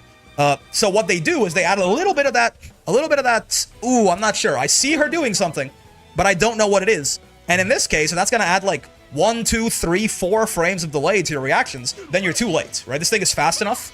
Like, if that's going to give you pause, you can't afford that pause. This move is too fast in startup. Like, if we're starting to talk about, okay, now, you know, you have to react in, like, 14 frames, and then spend, like, 4 frames figuring out, is that spot dodge or is that gespensed? And then you gotta do it? 14 frames is getting to, like, the point of, even on, like, the human benchmark test, that's real good, right? In, like, the most perfect reaction circumstances possible, right? You're getting into, like, that's, like, 190 ms reaction time or something? Like, that's tough. That's not gonna be super you're not really doing that, right? So that's why she does that, is to add some visual noise to the reactions. Because she could, again, if you weren't doing it on reaction, this is just better. She's more plus here if she does far M and you roll, right? Now, with far H, I believe, yeah, so far H is different, where spot dodge is just better, right? Spot dodge, far H is 4 active frames, 28 recovery frames. So if so this is 31 frames total. If she cancels on the first frame with the spot dodge, she actually saves 2 frames here. So with far H, there's literally no reason to not do this, right? With far H, there's no reason at all to not do this. It's just better. You still get that extra visual noise, and you save 2 frames, right? But otherwise, it is like partially just a visual noise kind of thing that she's doing there. But I think my big problem with Fairy, certainly, is I get rolls tend to work pretty well on a layer 1 against a zoner, but I get too roll happy afterwards, you know? Like, once you roll past their offense a couple of times and you start, like, representing that, they're going to start looking out for it. They're going to start trying to kill you for it much more often. And I think I'm bad at adapting to that as the set goes on and starting to represent other approach options, right? Dashing, jumping, walking at them, etc. Out of all the characters you've taken to master, who was the hardest? It's kind of hard because there's a good chunk of them that were after the rank system update, which is certainly, you know, again, if you're smurfing in particular, makes it significantly easier. I think the character that took the longest for me to feel like well, okay. It's also a bit funny because, like, the hardest one was Ladiva, because she was the first character I did, right? It just gets easier every time, right? It never gets harder to get characters to master. So, like, the hardest one was Ladiva. Like, the second hardest one was Sora's because he was second. The third hardest one was Vasaraga. But if we kind of ignore the early ones who were just hard because I was still, like, worse at the game and worse at picking up characters, I think Nier was probably the one that took the longest time to click after we actually started being good at picking characters up, right? So yeah, I think probably Nier is like the most honest answer to that question, because, like, if Nier was, like, second, I think it would have been really difficult.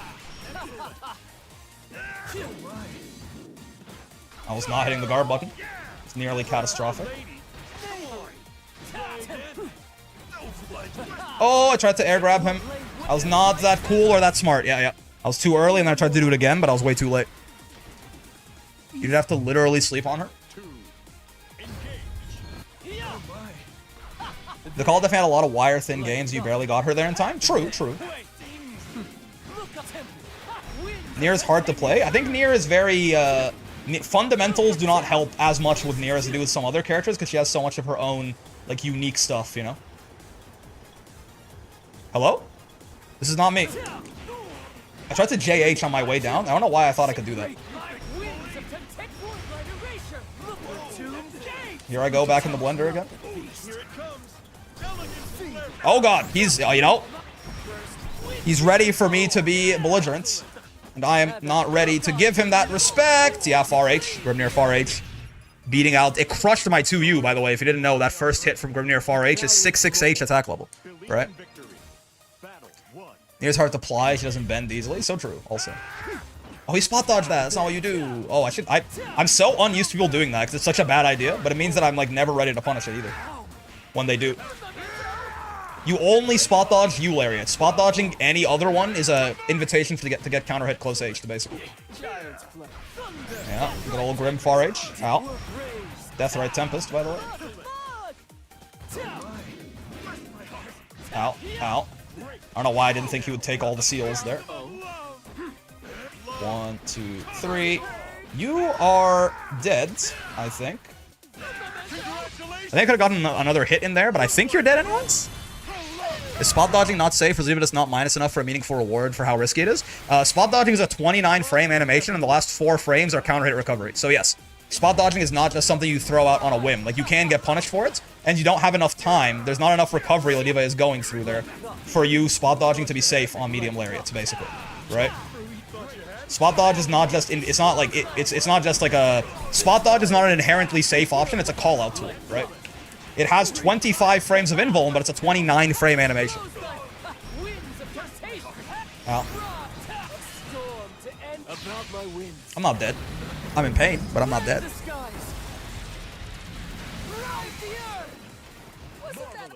Oh, you know, I tried to delay tech with 2H. I thought he would do like some seal dash shit.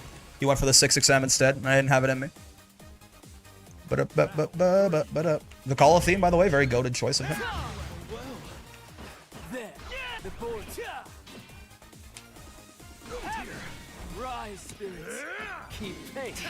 Why is he mashing after his minus frames, I wonder?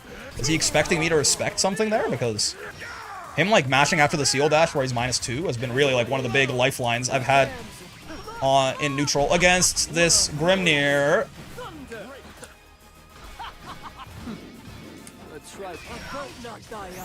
But I'm not sure what, like, I assume he's trying to play some kind of RPS game there with me. I just don't know what it is. Oh, I thought I had headbutts. I did not have headbutts. Oh, I should have SPD'd. Yeah. That's definitely my best choice these days in those clashes where we're outside of throw range. No, sir. I am not hitting a button. I apologize in advance. But yeah, usually if you spot dodge M Lariat like that, Ladiva is in the somewhere in the range of +11 to +12, point blank in your face. So what that means is my close H is fucking 13 frame startup. I'm just gonna close H you and you're gonna die, right?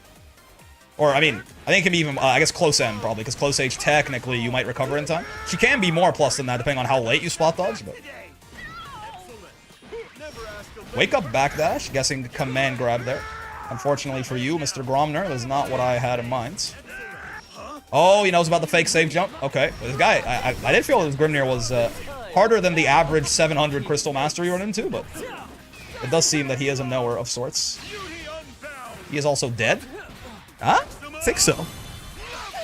I thought it was it's hard to time, but usually rewarded for a thing. No. Like M Lariat has a lot of startup on it. The recovery is quite low, right? The only one that's like always like it's always a good idea to spot dodge, and in fact spot dodge is the like really only like 100% surefire way to beat it is you Lariat, right?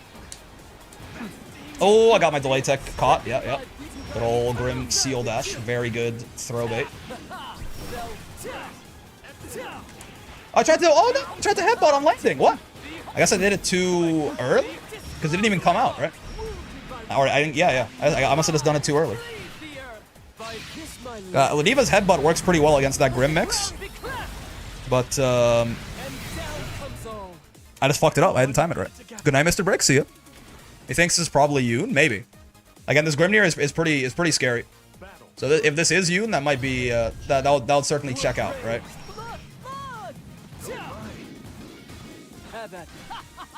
Oh, it's a 2U, not 5U. Jesus Christ. If it is Yoon, I have to SPD him out of his pressure because that is his big like Ladiva nightmare. Actually, maybe you're right because I think Yoon also spot dodged M Lariat when I fought them on Nier, and it was a very bad idea. I still, by the way, did not punish them for that properly. That is tough. Listen, I don't know what's happening, but the lag spikes are not on me, so... Oh, it is unfortunate that they're causing... Oh my god, he didn't even punish? He went for the walk back? Who is this guy? That's a brave counter bait? Oh my, Jesus Christ, I did not know. Service seemed a bit funky today. I think it might just be Yoon's internet, because this is the only time that I've had this happen today. SC equals Steph Curry plus the skin and a weapon combo? Interesting. Yeah, I mean, that makes sense, because I'm like... Most like 700 Crystal Masters are not that hard to fight. Owie. He is the insert Grimnir's epic epithets I don't remember. The wind?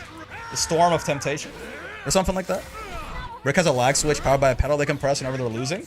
Both of my feet are actually off the ground, believe it or not. I like sit up, kick up my feet on my desk when I'm playing. I'm chilling. One foot on my desk, one foot like crisscross applesauce on my office chair.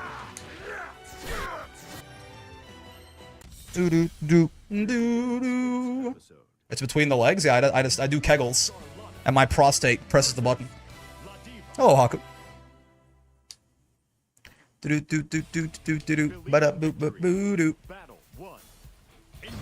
But that's all right. That's only throw punishable or something, right? Never ask a... Here it comes. Is that what that is? I always forget. Charlotte Light DP is -4, right? Excellent. Ow. Never ask a lady. How do you like it, Miss Patat? Gotta have anti-airs very high on my... I thought she would have more recovery there. I thought that'd be my turn. Gotta have anti-airs very high on my mental stack versus this Charlotta lady. Certainly. I say not having them high on my mental stack at all, and then standing up at the demon flip like a fool? What's wrong with me? He's the world's stupidest guy. Is that a setup? Preemptive Brave counter. Again, anti-airs, not preemptive Brave counters. It's -4? Yeah, yeah. It's only throw punishable in the corner, or is it always throw punishable? I forget. I think it's only in the corner, right? Princess and the P, anti-air? That I've not heard. That's a name I haven't heard in a while.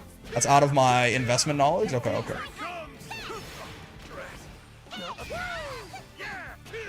Little delay on that to catch them getting fresh. Bonk, bonk. 1, 2, 3. Get grabbed, Mrs. Lotta. Gets murdered, Mrs. Lotta.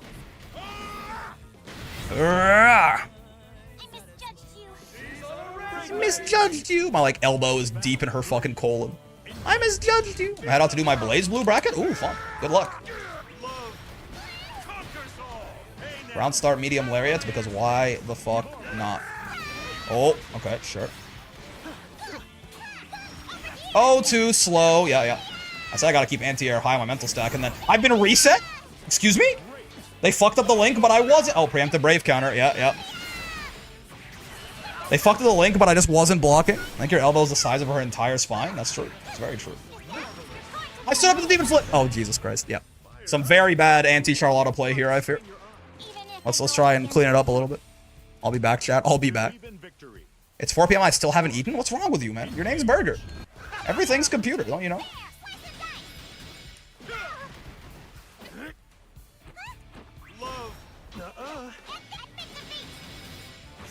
Yeah, I can't SPD after that, as much as I might want to.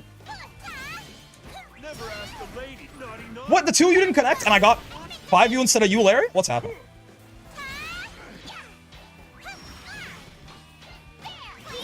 Okay. Perish. 1, 2, 3. These earlier break my battle with the random connection passes. Generally don't know why it does that. No worries. And who was it who said it was Yoon? Was it Brian who called that? He was correct. Get grabbed, nerd.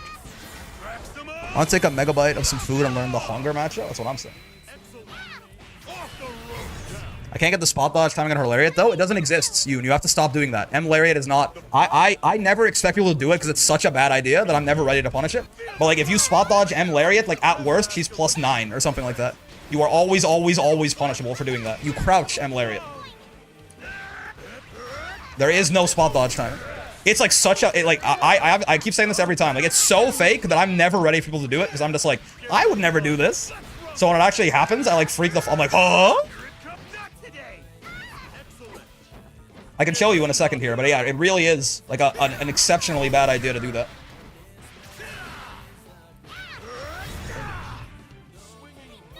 The only one you want to spot dodge is U lariats. U lariats, honestly, spot dodge is like the only like consistent, really good answer to it. You can poke it on the way in too, but that's like playing with fire a little bit.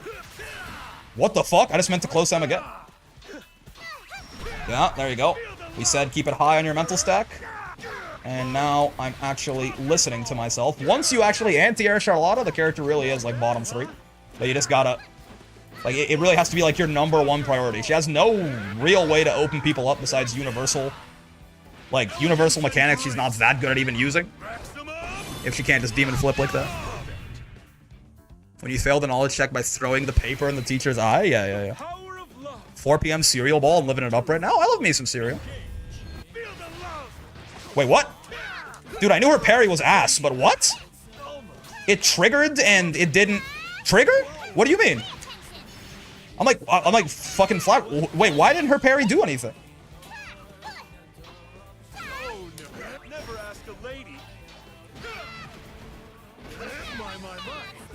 Am I losing it?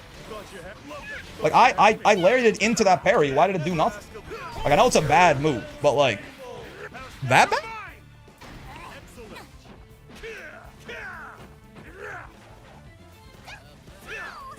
Oh, spaced out 6XL. So we actually get the far M extension. Was that more Charlotta made of paper or Ladiva hitting like a truck? Those two interactions and she died? That is Ladiva. Charlotta is a normal HP character. Charlotta is a 16k character.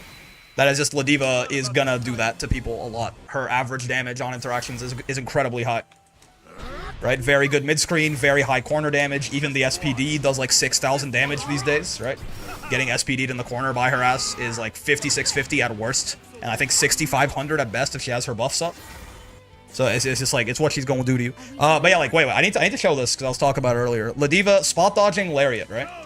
Like, say I set, in fact, let me set a Ladiva to do this and I'll spot dodge. It'll be easier that way. You have to spot dodge like obscenely early to actually get anything going, right? But if you just spot dodge it like this, you're basically always punishable unless you go like on reaction to her like winding it up. You can do it, right? Like you have to react pretty damn fast to do that. So if you're doing it like once she starts moving, which is what most people do, you see -9, right? -8, right? Like very common. Like at best you get SPD'd for this, right? At best she SPDs you for this. At worst, you can straight up eat like a full counter hit combo. Now, what you can do, I guess, if you can tell, if you can like differentiate the startup of M and L, right? Then you can certainly, like what you can try to do is you can try to spot dodge it way more, like way earlier, right? Like if you spot dodge when you see her like raise her arm up, right? Then you can get to be safe. But even then, most of the time you won't be plus, you'll still be minus. Whereas if you just crouch this, minus, you know, you're plus like a billion, and you can get whatever punish you want when she gets to you, right? So it's better. I should just react to the blue screen more than the animation. Yes, yeah. Right? Because I mean, if Ladiva's over here and the screen turns blue, there's exactly one thing she's doing, right? None of her other use skills do anything here. When you see blue, you spot dodge for sure, right? Because yeah, this one, if you spot dodge this on reaction, they added a bunch of extra recovery to this on whiff in the 1.5 patch. So like you like always get something here. Even like the latest I can spot dodge and I'm +7, right? So you like you always get a full combo for spot dodging this. I see some people who you know, fought Ladiva before, because this is like a year ago in the Versuja patch. They added extra recovery to this on whiff, right? Because like it used to be that maybe you could only get a throw here sometimes, something like that. It is like hard to manufacture a situation where the whole cast doesn't get M auto combo after they spot dodge this. Like look at how late I am. Like he's just about to wallop me. I spot dodge. I'm still +7. I think it's literally. I mean, I'm spot dodging on the first active frame, right? You can see in the frame meter. So like I can't be later than that. I'm +7. The worst you can be spot dodging you Lariat is +7. So like unless your name is Vasaraga, everyone in the game is getting a close M here, right? Everyone in the game is getting full close M auto combo. People, a lot of the times when they spot dodge you Lariat, I find they don't punish it hard enough. Because this did not used to be the case. And I mean, if you react in like a good amount of time, you can be like obscenely plus here, right? You can be like close H plus for sure. But yeah, generally you want to duck all of the Lariats, except for you. You is the one that you don't duck. Because if you try to duck you, right, she's plus. And if you don't brave counter after you duck you, she can grab your ass, right? Like that command grab is guaranteed. It's unescapable unless you brave counter, right? Or unless you don't crouch block it in the first place. I mean, God forbid you stand block this shit. She just hard knockdowns you and gets her win condition right away, right? Ladiva's Lariats are a much more important part of her game plan now, post the buffs, making them like just significantly better, M Lariats and L Lariats. So it's really important to understand the proper counterplay, because they're gonna show up like dozens of times per match you fight with Ladiva, because it is basically her primary neutral tool now. Rushdowns that want to stick to you can have grappler issues since they will get in the optimal range of a character with higher HP and damage. Yeah. That's why like stuff like this, like even Sora's, you know. But even like like Charlotta, Lancelot can be tricksy with it at least. Seox, things like this. They tend to be Ladiva's better matchups overall. Mazda. Ladiva versus the Subway Slammer, who wins? I always gotta back my goat. It's a tough matchup, but I think she can bring it home. Out. Lancelot has a fireball? Yes, yeah. Bonk, bonk, bonk. I love guaranteed combos off of a blocked special move. This nearly whooped my ass earlier. I was surprised I won. Congratulations. Well done on your dub. This is all. I did mash on her plus frames there, but it was deathless near, so there's kind of no risk involved, really, with doing that. If you know, very reasonable thing to do, actually. Spot dodging my far M, huh? I'm waiting for Death to do something. If I could do this and make you bottom one real quick. Yep. Oh, I messed up my confirm. But the logic is sound, I promise. Oh my god, the world's greatest hit confirmer. I was just waiting for her to use Death for something so I could spend my last Brave point to make her bottom 0 for like 10 seconds. God, this character sucks. Also, the Dowza. Thank you very much. Not sure if I'm saying your name right. I apologize if I'm not. But thank you for the follow, regardless. Again, yes, am I mashing on her plus frames? Yes. Is it deathless near? So there's literally, like, the risk reward on doing that is incredibly high? Also, yes, as it turns out. We did a tier list of Grand Blue characters matchup versus the Subway Slammer. Good idea for a Wednesday stream. Love a little shimmy command grab. God, they buffed the range on you, SPD. It feels so good. It feels so good. That's the size of a backdash now. My God, video game. Thank you. Thank you. Oh, that move was so useless last patch. Oh, see, I'm never ready. Like, that spot dodge, I could have close H'd her there, probably. Like, that spot dodge was so late. But I'm just not ready for people to do it, man. It's a bad idea. But I can't punish it because I'm not ready for people to do the bad idea.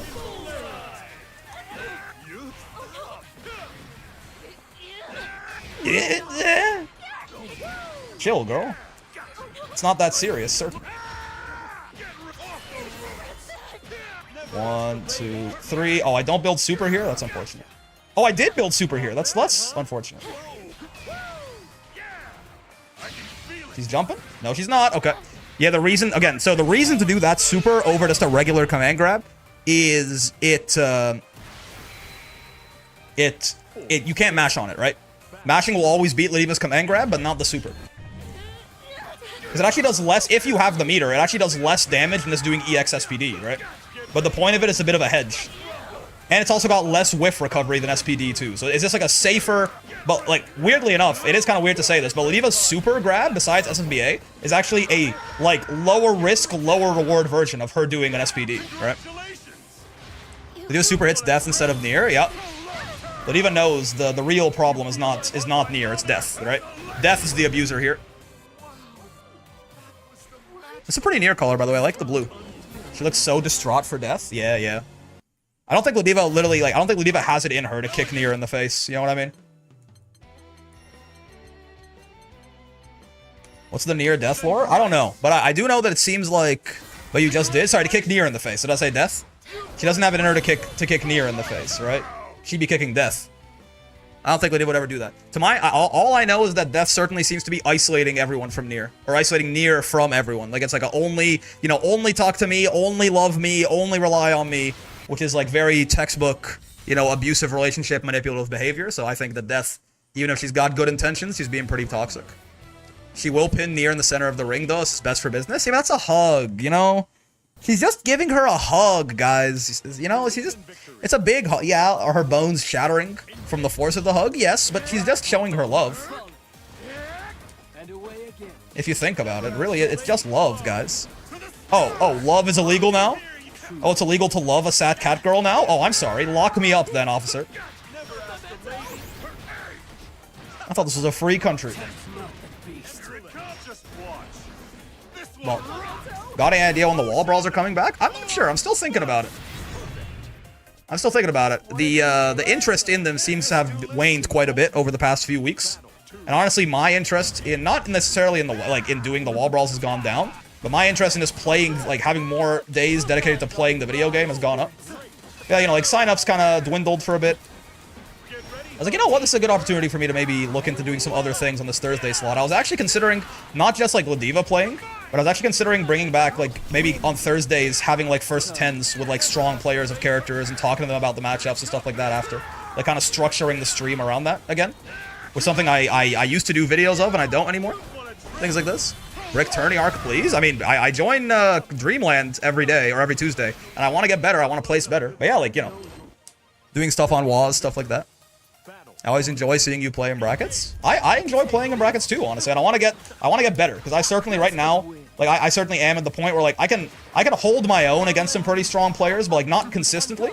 And like I can like slam like, you know, your average like 0 crystal master or something like that. But like I have a really big consistency issue against like, you know, consistent tournament placers or even people at like the level below that, right? I should probably be just SPDing Yoon for that because he is he's spot dodging on better timings now than he was before. Less punishable, but still I think SPD punishable every time. If I had to guess. Spot dodge. Oh Jesus Christ, Grimnir far H. Ow. Technically Galleon can also hug people, is this different? I wish Galleon would hug me, man. Am I dead? I don't think Grimnir's got those kind of horses yet, right? Oh, I'm surprised my 2L didn't get my ass fucking killed there. Oh, he didn't spot dodge. Where's he going there? Oh! I was like, where's he going, man? Yeah, I should have walked, not dashed. Galleon slaps the fuck out of people. Her if you consider the rock arms to be an extension of her, then she is kind of hugging you. In many ways. Oh, I tried to JL. I should have just air grabbed. Yeah. I tried to JL into air grab. I should just air grab. It's got way more. Oh, I tried to delay tech with, or not even delay tech. I tried to wake up mash 2H because I thought he was going to go for the throw bait immediately. It's not what he did at all, in case you're curious. That's just not what he did. I got a delay tech with 2H, I think, not just throw it out for fun. Yeah, I don't know what Yoon's idea is with mashing on their minus frames on the seal there, right? Because Yoon's real good. So like I'm sure he's got some points to why he's doing that, but it just seems bad to me. Because especially when he doesn't have DP, there's like not even really anything he can threaten me with, I think. That was supposed to be 720, which would have damn near killed him. I guess I'll take my save jump instead. No, sir. Okay. Not allowed. You meanie bobini. 1, 2. The hug of Malice and the Meteors. Galleon hugs with Malice? I don't think so. I think Galleon just doesn't know her own strength, you know? She goes like, a taste of strength as she crushes you within the earth. I think she just doesn't realize that, like, in a very similar way to Ladiva giving you just a nice friendly, like, bone-crushing hug. I think Galleon does it. Yeah, why is he doing that? What's the idea there? I need to ask Yoon after this set. Because it doesn't make a lot of sense to me. Bonk, bonk, bonk. I could have done 6-6H there, funnily enough. We did have the room there. Oh, this is too early. Yeah. I tried to catch him, like, in the landing lag there. Yeah. But I did the super too early, and he did cross up early enough that I probably just couldn't have done it there.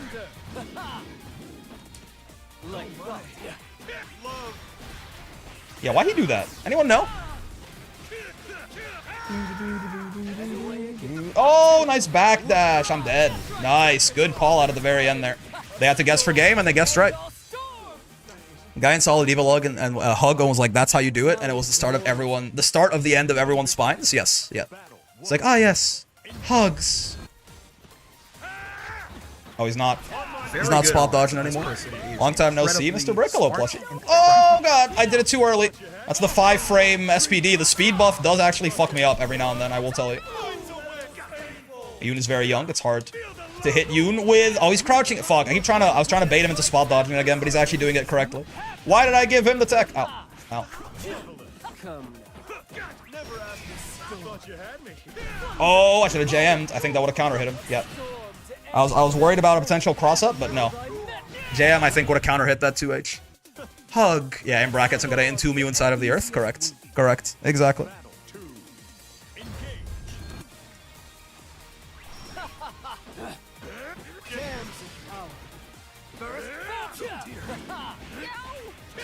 I guess with another seal, when he's on another seal, it kind of makes sense. Because then he can, like, threaten... Oh, I should have just air grab. I keep trying to air him with stuff that isn't the air grab.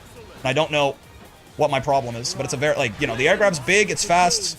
It's just the best choice. Interesting. I didn't expect that to hit like that. I could have definitely confirmed that better as well. But oh well. Yep, little grappler jumpu action right there. Keeps us alive. Time to guess for game, you. Oh, I don't fucking air him right, man. Just use your air grab. I think I recovered in time here on the 2L. Yeah. Because I already saw, like, most of the 2L animation go through before he supered. He did try to catch exactly that, but he delayed it a little bit too long. We need to snap this twink in half. That's what I'm saying. But I think the best way to do that is the leg drop, man. And I just refuse to use it to air for some reason. I don't know what's wrong with me. on my honor. Being slightly plus against Ladiva? I don't think so, you. I don't know. Oh, he's fucking crouching it now. Damn it. He was still spot dodging at the start of the set, so I thought he was like trying to figure something out, and there's nothing to figure out, right? It's just like a bad idea. So I keep trying to like punish him for it, and he's actually doing the correct. Why don't I grab him, man? Why did I try to air him with JM? What am I doing? Come now.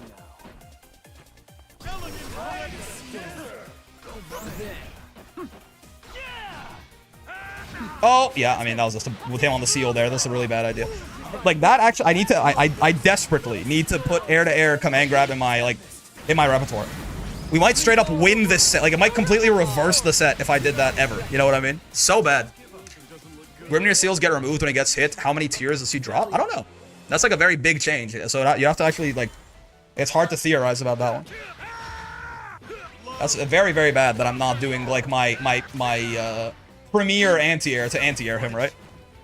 This is, like, such a good option. It also starts up pretty fast, right? And it'll beat anything it clashes with. It's 4 frames, for fuck's sakes, right?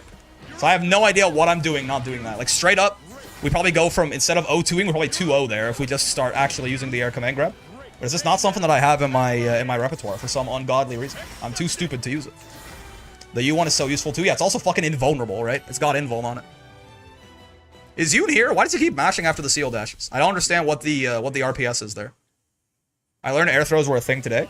Ladiva has a better one though. She has an air command grab, which is bigger and faster. Or no, maybe not faster, but bigger, right? If Grimnir has 5 apples and he gives away 3, is he still top 1? So true. Hi again, hello burger. How's your cereal? Don't 50-50 me? That's what my character does, man. What do you want from me? It was really good. I'm glad. I'm gonna punch you so hard you're going to throw it up so you can taste it again. Bonk, bonk. I want you to lose, please. 50-50 then? Gotcha. Done. The 50 has been 50'd. Oh, I tried to delay tech with 2H, but yeah, at that point it was too early. I would have had to just, yeah, it's throw punishable in the corner, I think, but that's it. What's not you, Lariat? What's wrong with me? That's not a hit confirm? What's wrong with me? Not like this. That's a hit confirm. We take those. What was that? What do you mean? Cat got suplexed and immediately just threatens to murder a civilian. The 2U clash to be the best clash interaction ever. Oh, you're talking about that? Yeah, yeah. Ladiva's 2U is a heavy attack level move, so it clashes with heavies like Kag Far H. And when it clashes, she's airborne, so you cancel. When you get to cancel, you cancel into an aerial button. It's very funny. Very, very funny situation for her. Oh, Jesus. The throw baits in the mid-screen I'm not ready for, I will say. It's something Burger is doing pretty well. Bonk, bonk, bonk. 1, 2, 3. That was definitely meant to be a trap, no? Or a DP, rather. Not a trap. Oh, that's a good 2U. No invincibility? They took it away from you in the war? I'll kill you, by the way. Get on my level. I assume no one can air throw against it on Clash. If you have another Ladiva, if 2-2Us clash, then you can maybe do it. But even then, I think... I don't know if she's close enough to you that it might work or not. An air command grab would work, because that's bigger. But... yeah, you see right there, Kag, despite the fact she was crouching because she was hitting a button, her box extended, so it didn't whiff on her. Oh. You are an Aki-Wei Tekker, that's true. If I want to throw bait you, it's a backdash angle. What? That like stun locked me watching this DP. I didn't mean to roll. What? Oh, Jesus Christ. I was trying to hit the guard button. And apparently I flicked forward. Okay. Asshole. A little too much delay on it. A little too much stank on it. The DP has a brave counterbait. I do respect it. Oh, but they didn't have... yeah. You're only +8 there. You had to... oh my Jesus Christ. You would have had to do far M. Or 2M? I'm not sure. Just want to snipe this man's once. Yeah, 9 is probably over 500. I gotta respect, Burgers is doing a lot of, like, really weird shit, and it's working out very well. Yeah. Like, this guy is definitely, like, they're very unpredictable right now. Discombobulating me quite a bit. Like that, the jump, I don't know what they're doing, and therefore I don't know what their goals are with it, and therefore I'm not really sure what to do about it to stop it, type shit. You know what I'm saying? Oh my Jesus. Hip thrust of what is happening? What is going on, man? Oh Jesus.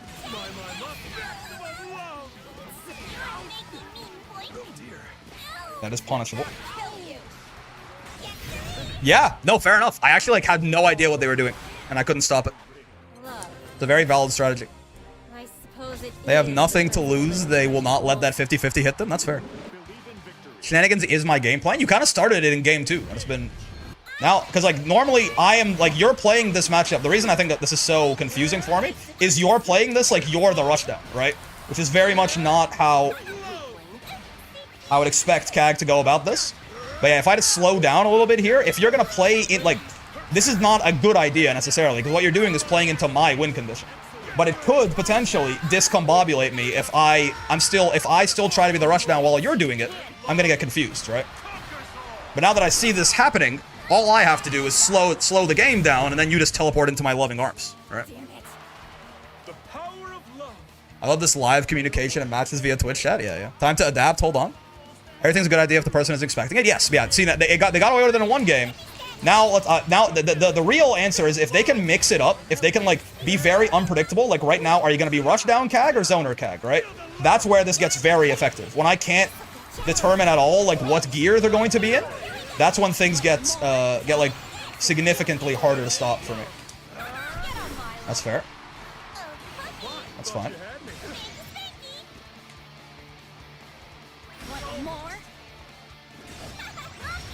Whoa! Yeah, the hip thrusts, for example, incredibly unsafe, right? But, like, I don't see them coming, so they work. Yep.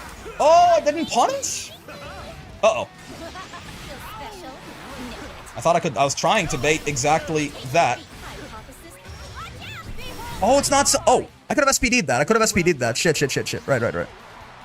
That works sometimes, throw them off the gameplay. No, I'm saying, it was very effective. It basically won them the last game. Right? Yep. Please don't SPD that. I can SPD that. Because you're probably, I don't know how minus you are. You might be safe, but even still, you're probably still minus. You're in SPD threat range still, certainly. Fair enough. Good reaction. No. That is a far L punish, though. I don't get far M there. It's my bad. You know. Oh my god. The lag switch is crazy. They woke up back throw? How'd they know? Okay, my god. Our final option router kick for real. Listen, that's a valid strategy in online gameplay too. Just kick your router so hard they can't play. It didn't work. Luckily for you, unluckily for you, I was born in Dragon Ball FighterZ Burger. If you think rollback lag can stop me, you have not seen what I've seen. You have not seen the delay-based netcode that I got used to for so long. I was too. Then you should know better. Good games though. Very, very nice switch up of the tempo there in game 2. Cagliostro, use router kick. Yeah. Kick the fucking router. Oh, do you want to see Ladiva's new optimal? It's actually a little bit more damage than the optimal I was doing before, right? Inspired by the Vasaraga optimal. Check this out. You want to know how to do a motherfucking infinite?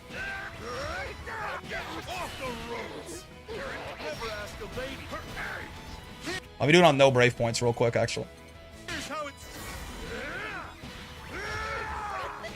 It is, again, counter-hit close H's. Anti-air counter-hit close H's, turns out, is really high damage for a lot of the casts. I have no clue how to play Zoner CAG. I stole it from Kaizoku. So true. Rick has lived and breathed netcode. Exactly. Yeah, 16-7. Noticeably more than the other one. Her other one was 16-3, I think. Right? Ladiva's optimal damage doesn't go quite as high as some characters, but like, it is like something like that. Like the close H optimal normally is a very realistic situation, right? All you need is just like a standing counter hit close H, right? Happens all the goddamn time. And then she sends you straight to Valhalla. Can I hit this on commands? Oh, not when I get a DC mid combo like that. Why is... Bro, Nier actually throws me off, man. The sounds she makes when she's getting her ass beat.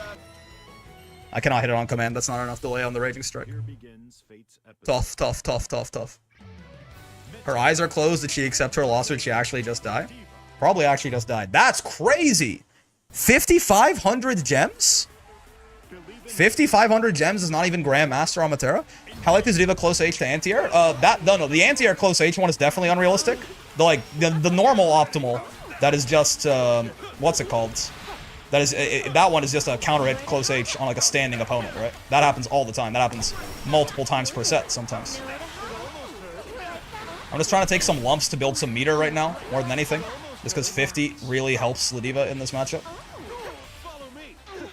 Can you do like one of them Great Falls, or whatever it's called?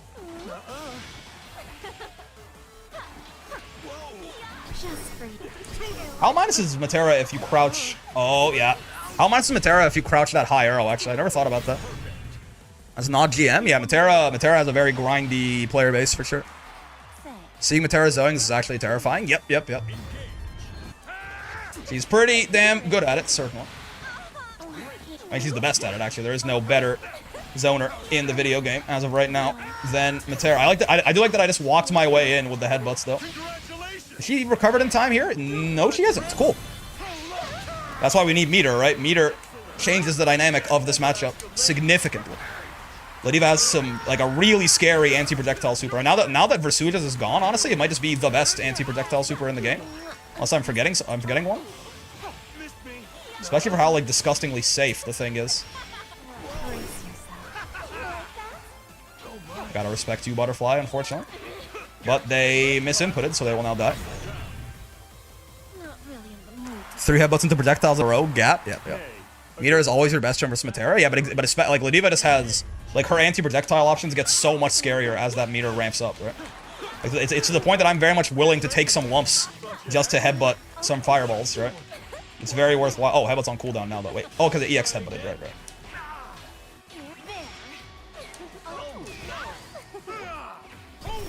Good spot dodge. Oh, only a throw? That's what I'm talking about. People don't punish you Lariat as hard as they should, certainly. Tried to jump. It was a bad idea. Ow. This is, you know... Yeah, this is real unfortunate when that U-Butterfly is out there. I assume there's not really... Oh, yeah, you can't spot dodge it either. Nope. U-Butterfly has no counterplay. I gotta... Like, you just gotta hold it. I assume there's nothing I can do about her just, like, spacing out far L's in the corner like that, right? I don't think there's really, like, a button or a move or something I can do that's gonna beat that on defense. I just have to let her push herself out to that range where I can't really interact anymore. Far L is just broken. To you? No, I don't think so. I've been trying it. There's not a big enough gap.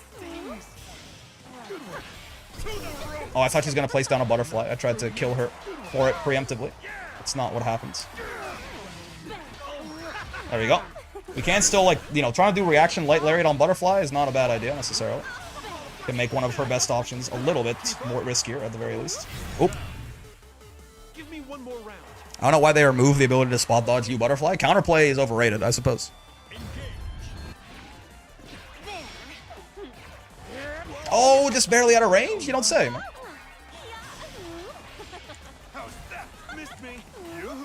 Yeah, really should be spot dodging these things and not blocking them. Okay, gets grabbed, nerd. And by nerd, I mean Matera. Oh, that close M connected? I wasn't ready to convert that. That would have been a lot of damage, actually. I'm somewhat okay with that meter being spent on that. That means it can't be spent on you, Butterfly. I could have you lariated that, but I walked too far back. And she's running out of screen space. Oh, it triggered a Butterfly. I thought it missed both of them. It did not miss both of them. This just didn't.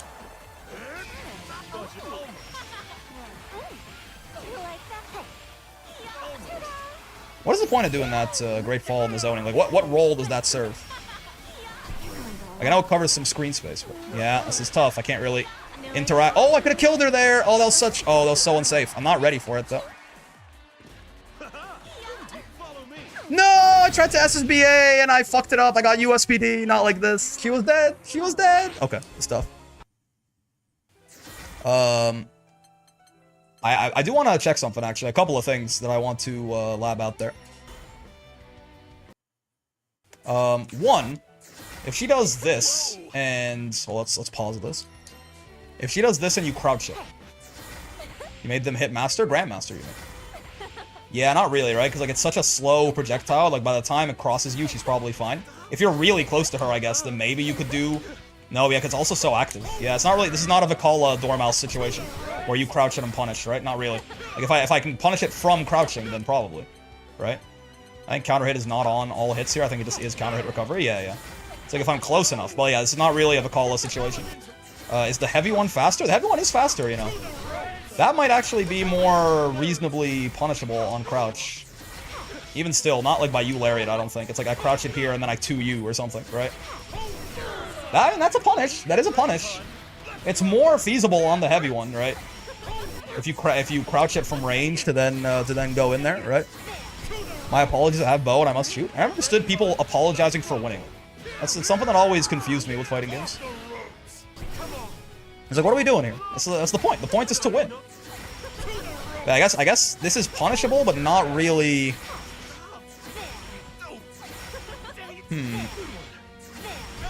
Yeah, it's not like super realistic. I mean, we can 2U from really far out though, right?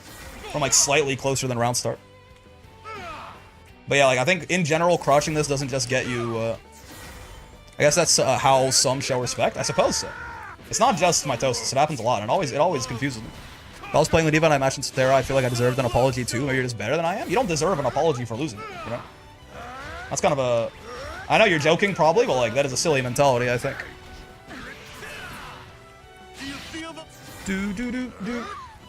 I'm kidding, obviously. Yeah. It's also, I mean, to be fair, that was... Again, the funny thing with that matchup is like... A lot of those situations were a lot more... like, it was a lot closer than it looked, right? Like, at the very end there, for example. If I had properly done roll into 720, right? Instead of fucking it up and getting SPD or USPD because I'm bad, they probably just died, right? So like that matchup is always funny in that it looks like so hopeless for Ladiva the whole time, but it can flip really quick, right? Though certainly U Butterfly is the one time where it's like that shit is hopeless and it's not getting any better. I love losing a match, it's very fun. I mean, you know, like there's a lot to learn from losing, certainly. Oh, the other thing too, I wanted to know this, right? I think if she's just doing this, there's not really much I can do about it, I assume. Like if I space her out around here. Right, she's +2 after these. Yeah, so she's +2. So there's a 6-frame gap. I mean, I don't think so, right? If she's out of SPD range, we can't 2U there either. You can drop kick it? Wait, I can. Wait, why can't I? That doesn't seem right. Am I missing something? There's only a 6-frame gap, no? Yeah, no, okay, I can't. I did it wrong. Yeah. I didn't do it right away. I mean, if it whiffs, I can, right? But if it's gonna hit me, then I can't. Because there's only a 6-frame gap in there, and 2U, 2U is 7 frames, right? Do you low crush it? No. It's pretty unfuckwittable. Yeah, I think I just can't do anything about that. Even with meter, I don't think... This is not a projectile, right? Like, I can't, like... If you do this, and I go, like... I try to, like, super it or something, I assume it's got too many active frames, right? No? Okay, so I guess that is literally... Technically, that works. Right? I suppose. Right? But, I mean, it's like, I have to block it and then hard call out the second hit, right? So I don't know if that's such a good idea, but, like, technically, an answer exists. You might just not be a fan of it.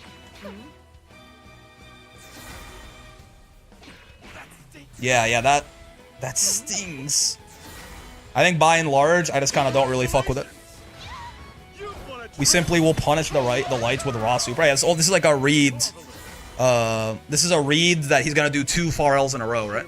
As long as he's using far L, it's unfuckwittable, you just have to wait for the pushback. Yeah, the only thing I can do is basically, if you do the first far L and I expect a second one, I can super in between, I guess. But I mean, obviously that's like incredibly risky, right?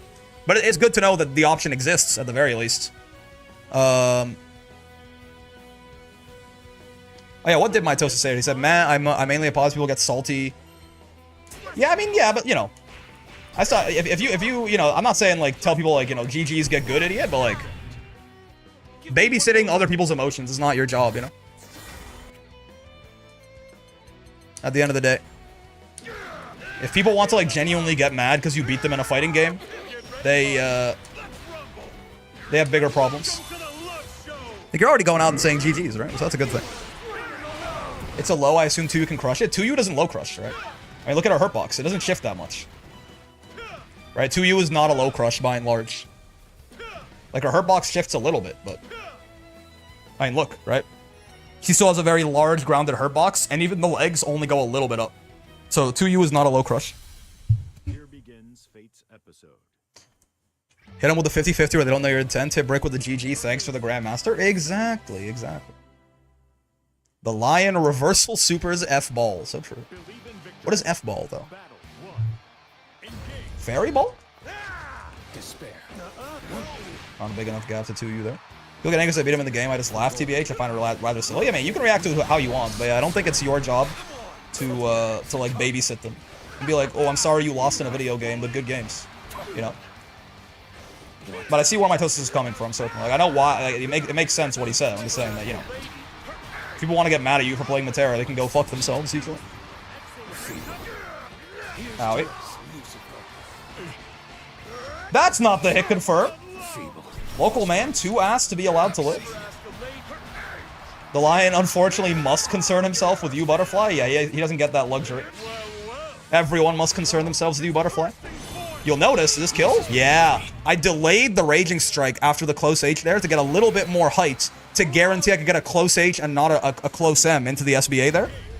And I think that made the difference. Because that barely killed the Lucilius. If I hadn't delayed the Raging Strike right there, we would have had to have one more interaction. Delayed Raging Strikes to get a little bit more height is a very big part of a lot of characters' like optimal combo structures. It's something I have figured out doing the Hook and TOD grand stuff. I tried to do a delayed Raging Strike right there too, but unfortunately I dropped it. I did it too late and just got nothing. I started saying local man 2 asked to be allowed to live after I started watching your streams. That's a good line, I like it. Oh, fucking Jesus Christ. I'm glad I've infected your vernacular.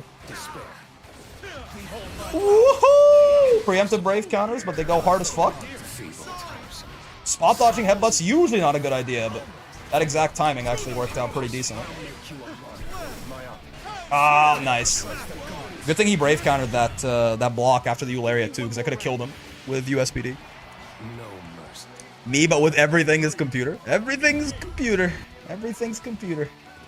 That's the thing about everything they don't tell you, man. That's just all computer. They just don't want you to know the truth of the matter. I wasn't hitting the guard button because I was considering jumping with him, and then I just kind of froze.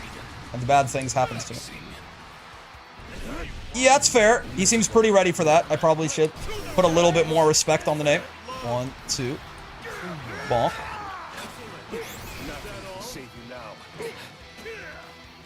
After hours of analysis, we have in fact determined that everything is computer.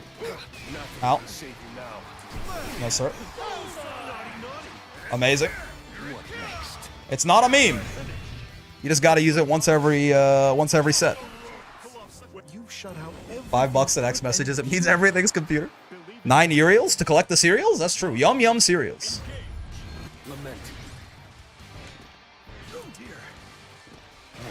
Whoa, that 6XM goes far. I did not think I was in strike distance there. I'm not gonna lie to you. Oh, good. Yeah, his 2M's pretty active, right? It's a pretty good way to check M Lariat even on the way in like that. Oh, good job matching on the 5U. I did say you only use it once per set, and then I proceeded to use it immediately afterwards, not once per set. Kind of silly of your boy. I'm not gonna sit here and lie to you.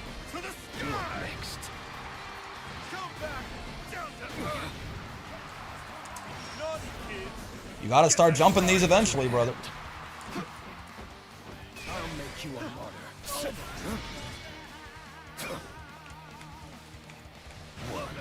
My toes. Oh no! Ow! I'm not dead? He said with no confidence. I live these. Yeah, I live these. It's not Blade level 5. Unlucius is remotely interested in smashing of any variety, unfortunately. If he was, Bly would be a lot happier. Break the guitar god in half. I don't know, this round's looking a little scary at least. Oh, Jesus Kiku! I didn't think he would do it twice in a row. Good keep out, good keep out. Belial's the only swing in Team Rocket? What is a swing? Something you can ride for free? Is that the implication here? Oh, he backdashed on his pressure. Clever girl. Yeah, a little risky to try in 2M though. Like, it works, but like if you're late, you do just die. That's why I just like spot dodging and getting a full auto combo punish. Usually your actual best option against Ladiva, right? 1, 2, 3. Look, Mom, I can do the optimal. Consistently. Well, somewhat. Though I have gotten better at it, certainly. Oh, myopic. That's tough. Kind of myopic of me, I'm not gonna lie to you. Oh, he's plus! I don't know why I always think that's -4. No, he's plus! Oh, Jesus Christ. I'm alive. I live these, is the thing. The thing about me is I fucking eat these like a champion. Combo limit, help me! Oh.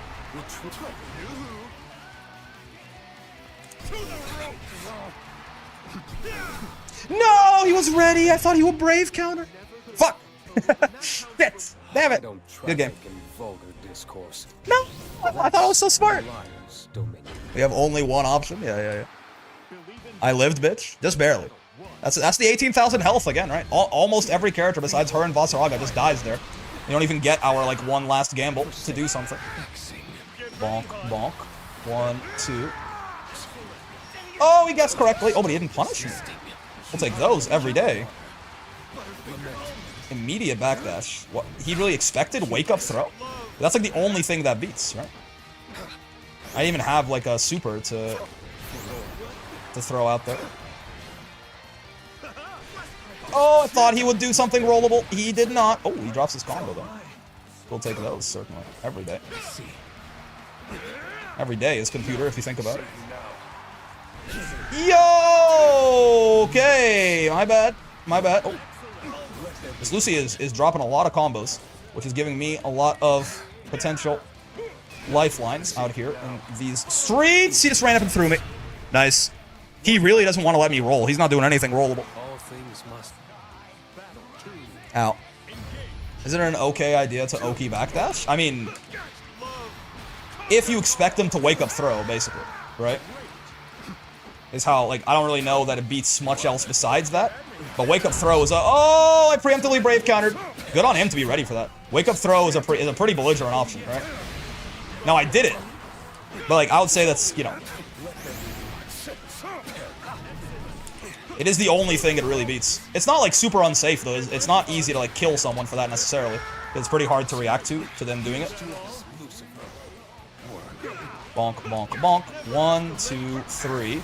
I don't think I can kill you here. You know that? That's about the best I can do. And I think you're alive. Only wins against throw and some bad DPs. True, true. It can beat some really bad reversals like Galleons or something that have horrible horizontal range. No, sir. That you can't, you know, you are still very minus when you do that. So if you do backdash like that, it can be a problem.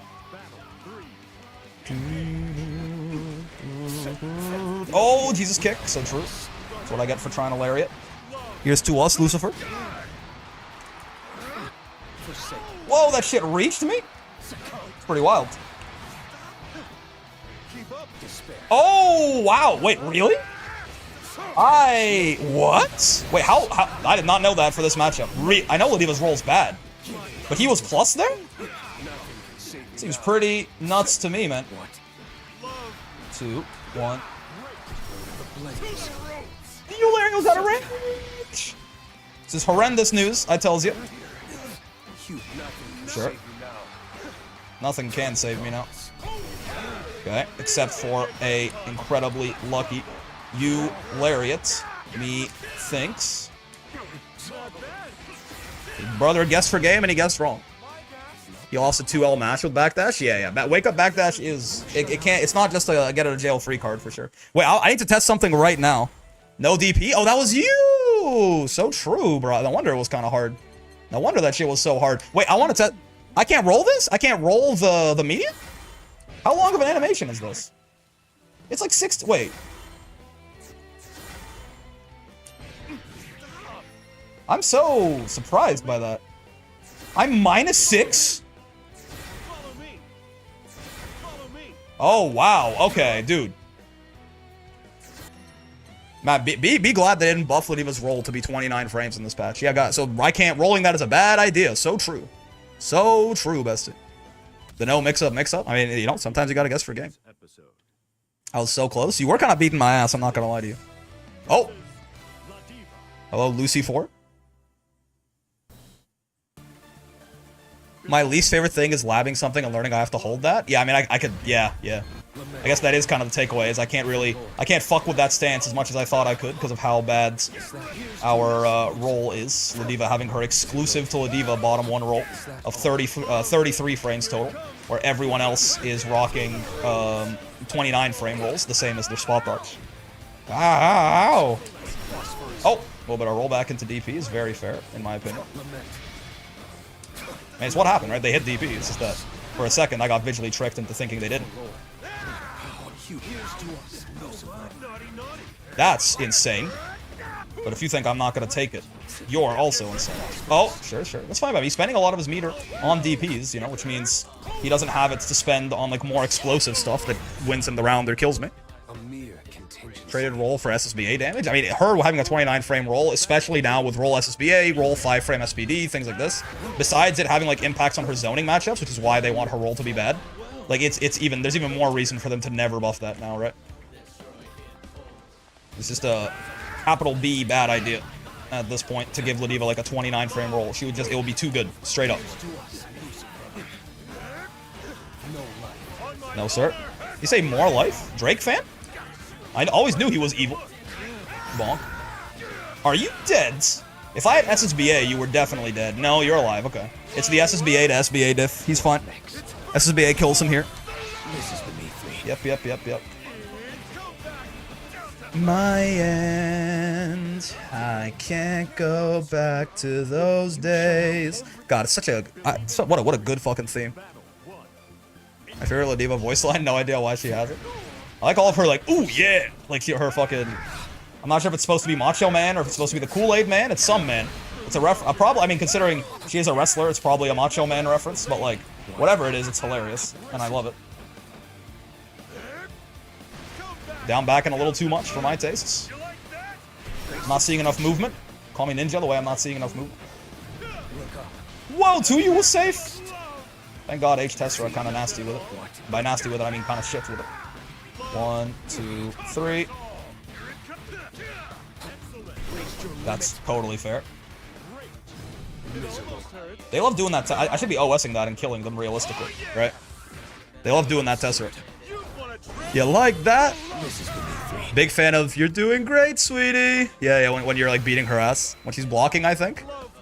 She sounds a little tired too, right? It's like, "You're doing great, sweetie." Like she does sound like you are in fact doing great. Oh, you know, I did time it. I emulated through the disc once it was gone, but he was ready to kill me for it. This person does have a slight reaction problem, and I think also it's partially because we're on 6 rollback frames, right? So it's somewhat to be expected, certainly. That anti-air could have been so much damage. I should have done M lariat, not H lariat. Oh, I'm a fool! I should have 6 excelled, not 2H. Oh, he's jumping, but he's jumping back. He's jumping neutral. Oh, wait, that wasn't a punish. I just panicked. No, I was safe. I was safe. I could even tell me I'm doing great with Fix Me. Doing great, sweetie. Simply yelling, ah! What anti-air grabbing is the most chuckle-inducing thing in VCs. Yeah. Ah! I don't know if my mic is picking that up, but it is really funny when she does that. Ah! On the medium one, right? Ah! That doesn't link! What do you mean? Okay. It's because Lariat was on cooldown. I didn't know what to do. I guess I should have Raging Strike. Oh, the rollback into the DP. I saw the frames of my SPD hitting for a second. I got so emboldened. I do love that though. Not like when you type it out like that, it gets even funnier. I do love that that voice line for the air grab, bro. Oh yeah! Wait, where is it? Wait. There you go.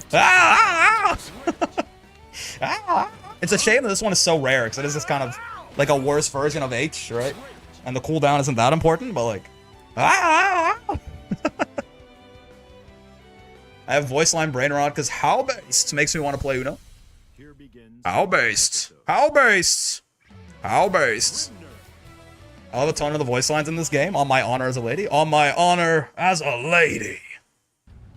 Santa Claus? How based? How based? Hello, Ninu. How are you on this wonderful afternoon? You're out of SPD distance is how you are. And I don't like it. I will learn my lesson to anti-air Grimnir with anti-air grab. That's fine. It's a relatively safe whiff. That's a conversion! That's just not fair, brother. I don't think he should be able to do that! He gets conversions off everything! Ow, ow, ow. Oh, I got Brave counterbaited! Oh, Jesus fucking Christ! Ow. I also Brave countered too late anyway. Welcome to the love show, Grimnir. Imagine diving downwards into the grappler. I can't believe this. The crazy part is this shit is losable, man. Oh, he won the staring contest. That was actually losable. Like that he was so dominant that whole round, but just getting it by the one SSBA, suddenly things are so terrible. It was actually super realistic for him to die there. Oh. Why didn't I air grab? I tried to fucking JH again, man. I'll never learn my lesson against Grimnir. M Lariat is probably not it either. One of these days, I will actually anti-air grab a Grimnir, and it's gonna feel fucking amazing. Do you know that? Yeah. U-Headbutt's actually very good against that Grimnir 50-50. Because either option will lose to it. And you can't just, like, get down there and block either, because she's safe. So it does force him to, like, explicitly hard call it out with a throw. Oh! Parries in general, basically, are pretty strong against that. Squall? Final Fantasy fan? Uh-oh. Oh! Imagine hitting a button. Couldn't be me, Mr. Gromner. We will run into every Grimnir this side of the 7 seas until we anti-air grab. It starts up in 4 frames. It's huge. It beats everything it clashes with. It's like the best air-to-air in the fucking video game. And I just don't use it, man, because I'm an idiot. It's a real problem. Oh my god, he's the worst. And you got a save jump off it too, man. And you got a save jump off it too. It's so good. What's wrong with me? I'm glad I finally did it, though. Finally. He really did try to kill me there, huh? Oh, I thought he would go airborne. He did not. No, sir. Get him away from his seals. Ah! Ah! Oh, just fast enough. It worked. Oh, Jesus, Grimnir far H. Not like this, man. Oh, good DP. Delayed DP, in fact. Dare I say. Oh, we'll get thrown. I can take one more of those, maybe? Actually, not sure. Maybe I can't. Oh, why did I 5U? I meant to 2U, which I think I still would have died to because he far H'd, but I got 5U. Honestly, finally anti-air grabbing Grimnir, and you saw the benefit there too. It was so fast. Even though I was late, it still got his ass, right? Finally anti-air grabbing Grimnir. I'll take that as a huge... Oh, Grimnir 2U being garbage. Didn't even knock down from that far away. I'll take that as a W. I don't know why I didn't even take my turn back on him being minus there. It's a bit silly. What is wrong with me? Oh god, I'm not doing anything correctly right now. Oh, I tried to chase down the backdash explicitly. That's why I ran for so long. That didn't quite work out. Okay. Oh, there's really not enough time to 2U there. That's horrible news. Oh, I didn't block the Brave counter. I'm just kind of playing not very well right now, but it's fine. Calling out the backdash that's better at least. We can start trying to unfuck our brain. That's a setup too. I just didn't close H fast enough. I don't really know what's going on with me, man, but that was a misinputted SSBA. But sometimes you just gotta take what you can get. You gotta take what wins exists to be collected, you know?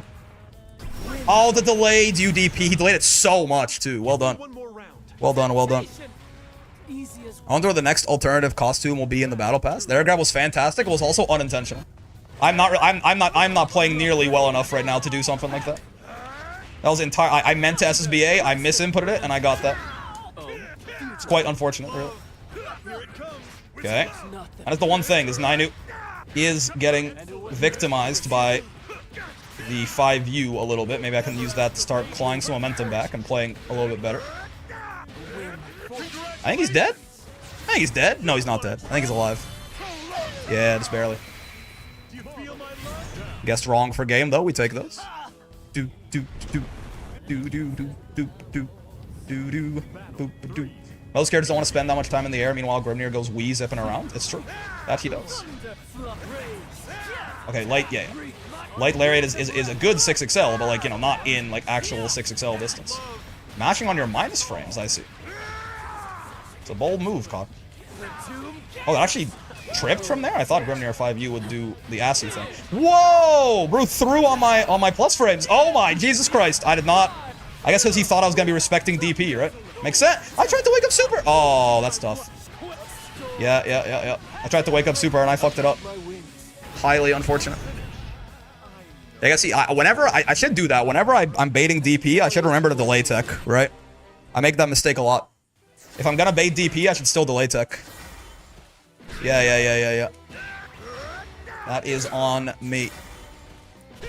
I do make that mistake very often. Like, where if I'm trying to bait DP, I don't, like, I do just lose to them back throwing me. You can still just delay tech on that situation, right?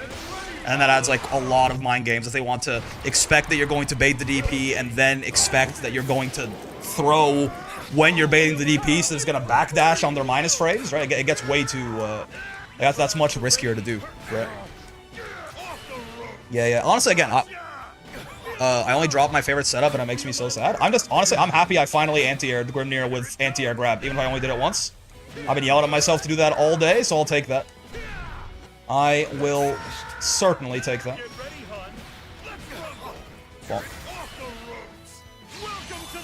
Because, yeah, we immediately saw how good it was, too, right? I was so late on that shit, and I still grabbed him out of the seal dash. It starts to been 4 frames, man. It's huge. It's great. The U1 has invincibility. I think from frame 1, like striking bull. Oh, Lucy 4, hello. Welcome. If we cross 3K crystals, we might just like do a replay review or something. I feel myself getting the long ranks, like that set with Nainu. I feel myself getting like the long ranked session fatigue a little bit. Lots of little weird things happen. 3K is a nice milestone, right? Good to cut your losses sometimes. You do like to DP. I'm okay with you DPing though, personally. Oh no! That's a good actually option against Ladiva trying to SPD on your defense. Yeah, you just teleport out of there. But actually, maybe not. Maybe they just weren't in range. Because how much is the startup on that? It may very well be the case that you can't actually do that, right? Interesting. I was trying to bait DP there, and I still wasn't delay teching, by the way, which is very bad. People really underestimate Galleon L anti-air grab. It's very good. It's very big, too. It's fast. It's big. Both of the grapplers have very good anti-airs and air-to-airs. Oh, I misinputted my SPD. Yeah, that's what I'm talking about, right? It's kind of like making even more of these like little silly mistakes than we might even normally. I'm not OSing this Tessera at all either, which is very bad, right? Certainly. I should be doing more of that. What is happening here? Okay. Yeah, even if you hit with the overhead, you might still very much be in danger of getting Ladiva. That was supposed to be 6XL, not JL. You see what I mean? Right? Lots of very unfortunate goings on. It's okay. The Ladiva is so broken, she'll just carry me. Frame 6 command grab, indeed good. Very true. Minus frames to the DP. Yes, very true. Whoa! What the fuck? They Tessera as a Brave counterbait there. Woohoo! That goes so far! Oh, I got no escape! Oh, Jesus Christ. Good games. Tessera's frame 7. And Vol, yes, he's out of range. Never mind. Yeah. That's not necessarily a good idea against Ladiva. Oh, no, he's canceling, though. No, he's canceling. Dude, I'm not OSing this Tessera at all. This is very bad. Oh, what do you got on counter hit light DP? I actually don't know.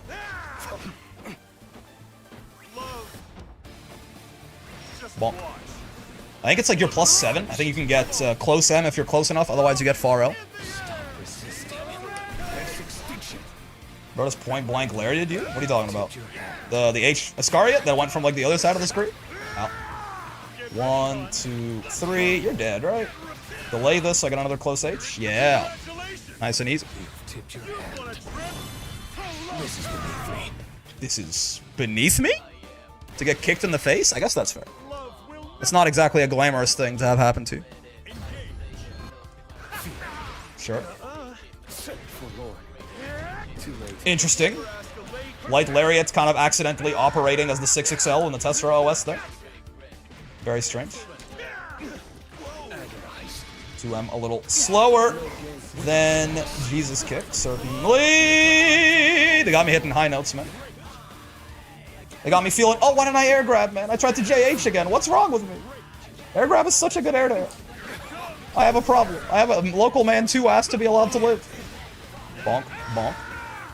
2, 3. I did not respect DP once again. Now, you might be saying, what the fuck, man? What's wrong with you?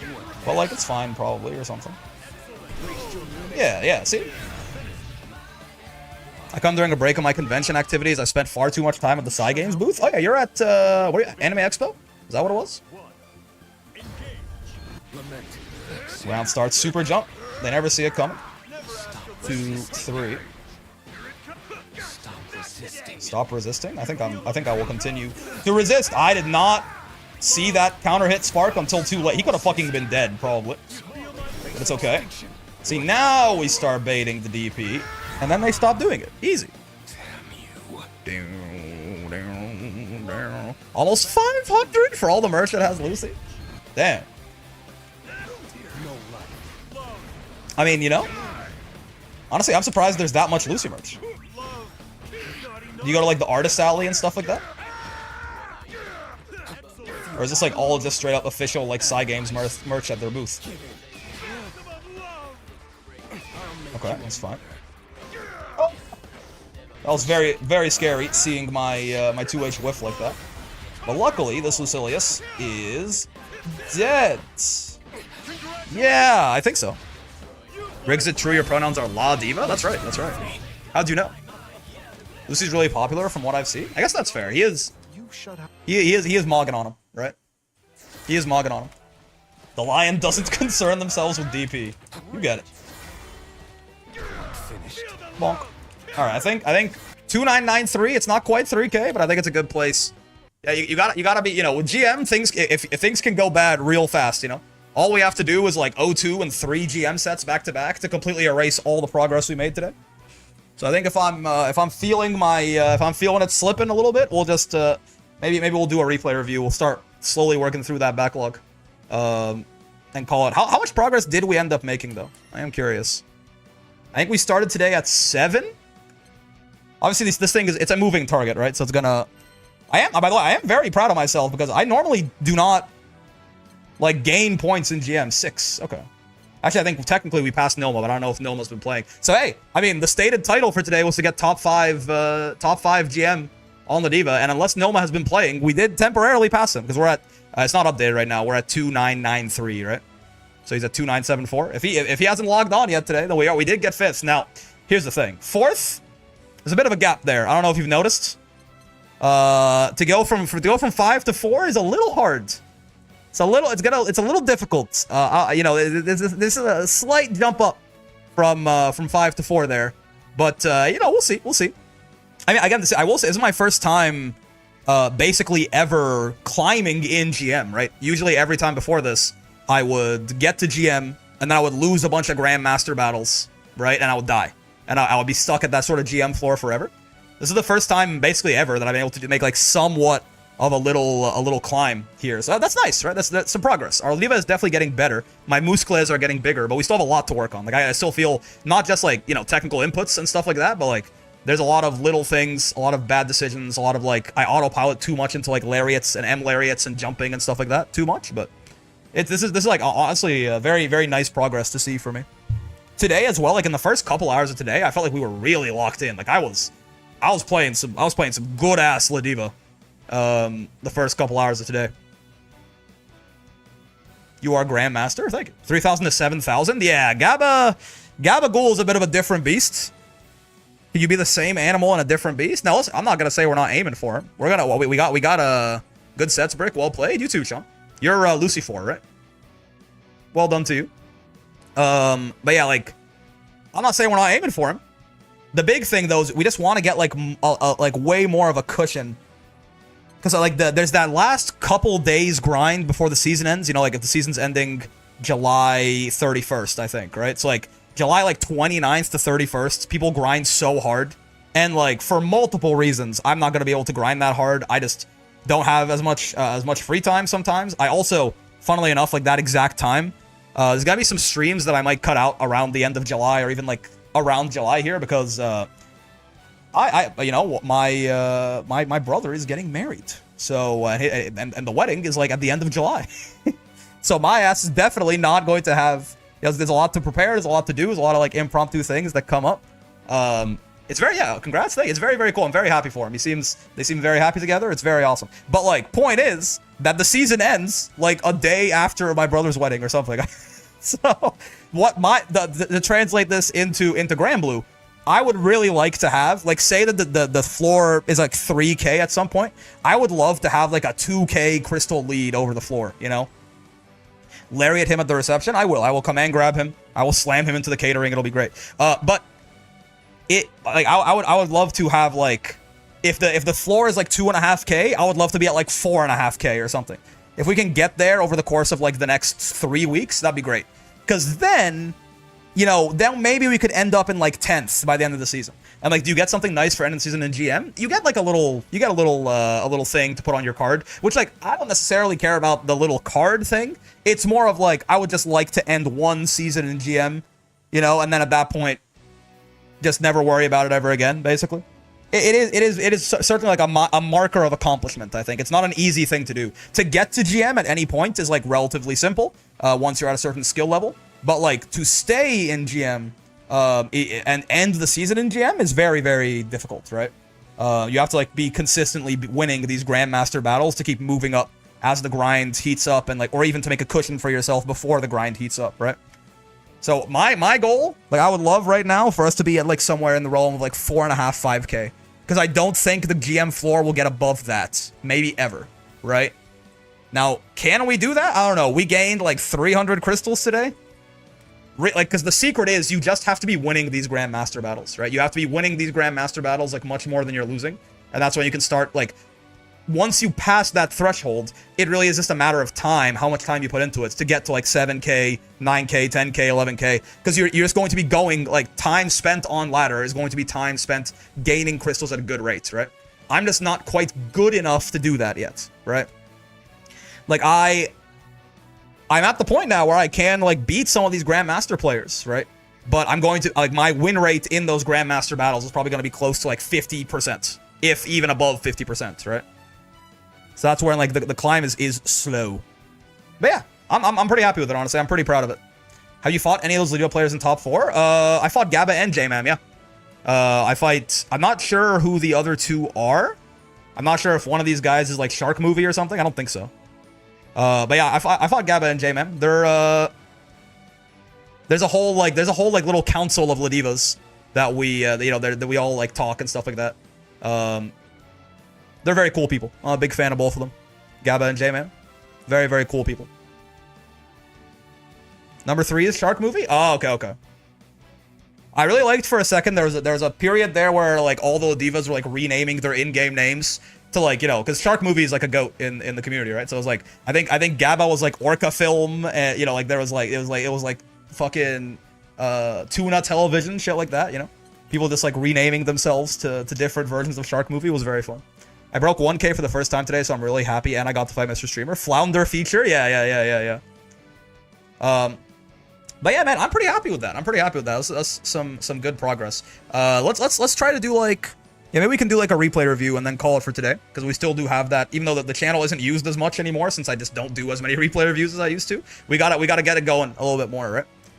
And I think next Thursday, I want to have these Thursday streams be, like, we'll play some Ladiva ranked as well, but I do think I want to have part of it be, like, that old thing I used to do where I would, like, bring on, like, a strong player of a certain character. We would play a first to 10. We would discuss the matchup. We would discuss their thoughts on the character, things like this. But I will say, the reason I stopped doing those is because I think what it really is, that's 2 series in 1, right? My problem is I can talk while I play, right? I don't think that most people, even people who are way better than me at the video game, it's like a different skill set, right? So I don't think that most people can do that comfortably, and it kind of ended up feeling a little bit like it was kind of stilted. It was like a one-sided conversation, things like this. So I think I think it's a good idea, but I think it was bad execution, because I was trying to have, like, the podcasts while we did the first to 10.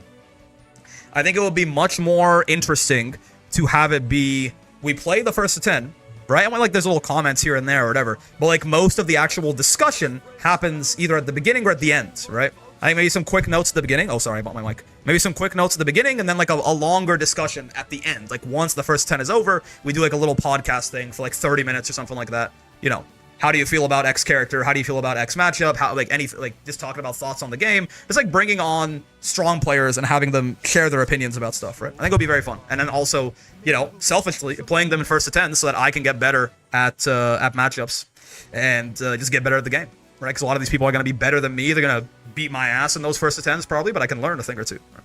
Maybe do a break for discussion in the middle of the set or something. Maybe. I think that would be. I think people like to play the set out, you know. So I think like doing a little bit at the beginning and then like, you know, let's get into the set and then doing it at the end is probably a better idea. Because I think if people like interrupting the set in the middle, like, you know, people want to play the full set and then talk about it, I think. But it's like I am thinking about it basically. I think I want to bring it back, but I want to do it a little better than I did it before, right? And I mean a lot of the characters that we even did do, they're very different now. So we can just restart from the beginning, kind of, right? But yeah, that's my little ramble about my some of the things I might want to do, and that's probably not going to take the whole like 4 hours or whatever. So we'll just play some more Ladiva ranked probably. Tuesdays and Thursdays is going to be Ladiva day probably. But yeah, let's go do a replay review, man. Fun. Let's finish off 45 minutes for one replay review. I just realized I didn't put out the fucking stream ping. That's crazy. I forgot. I got so engrossed on Ladiva. I only put the notification out on YouTube. Alright, replay review. And then I go off and I play some Uma Musume. Dude, it was so funny watching Northern Lion get so into Uma, man. It's kind of peak though. It's kind of peak. I just randomly saw a YouTube rec and you had the live tag and I had no clue you were streaming. Yeah, that's my bad. I got distracted. I didn't put out the actual notification because I just wanted to play some Ladiva. This mean the end of Wall Brawl then? I don't. Yeah, like I know people like the Wall Brawls, but like I think overall, like people have been telling me they're not as interested in the Wall Brawls basically through just not signing up for them, right? Which is totally fair, right? I know it occupies its own little niche as like it's not region locked. There's quite a bit of lag in the matches, things like this. There's no real prize pool or anything like that. So like that combined with me just being kind of interested in trying out like more stuff and wanting more stream days to do like more variety Grand Blue content, you know, like on Wednesdays we do, you know, we just do whatever, like we do like a lot of discussion stuff, things like that. It makes me think that maybe it's time to move on a little bit, you know. Plus I think something else is when I first started doing it, there weren't really that many weeklies for Grand Blue, right? Like it was like, you know, like obviously the big ones were still there, like WASD and TNS.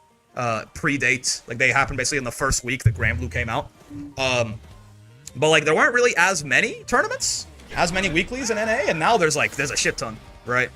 So I also feel a little bit more, you know, like the community needs Wall Brawl less than it used to. You know what I mean? Like now you've got like Curry Cup, you've got Creamland, right? I think Starlight runs the intermediate bracket on like Sundays, something like that, if I remember correctly. There's just way more weekly brackets, so I feel like both people are less interested in it, which is totally fine. I got no problem with that. And also, it's like less just necessary in the community at large. So, to answer your question, yes, probably. Like I don't think we're gonna have that many Wall Brawls unless I have like a fun idea I want to do or something like that. But that's kind of the reason why, right?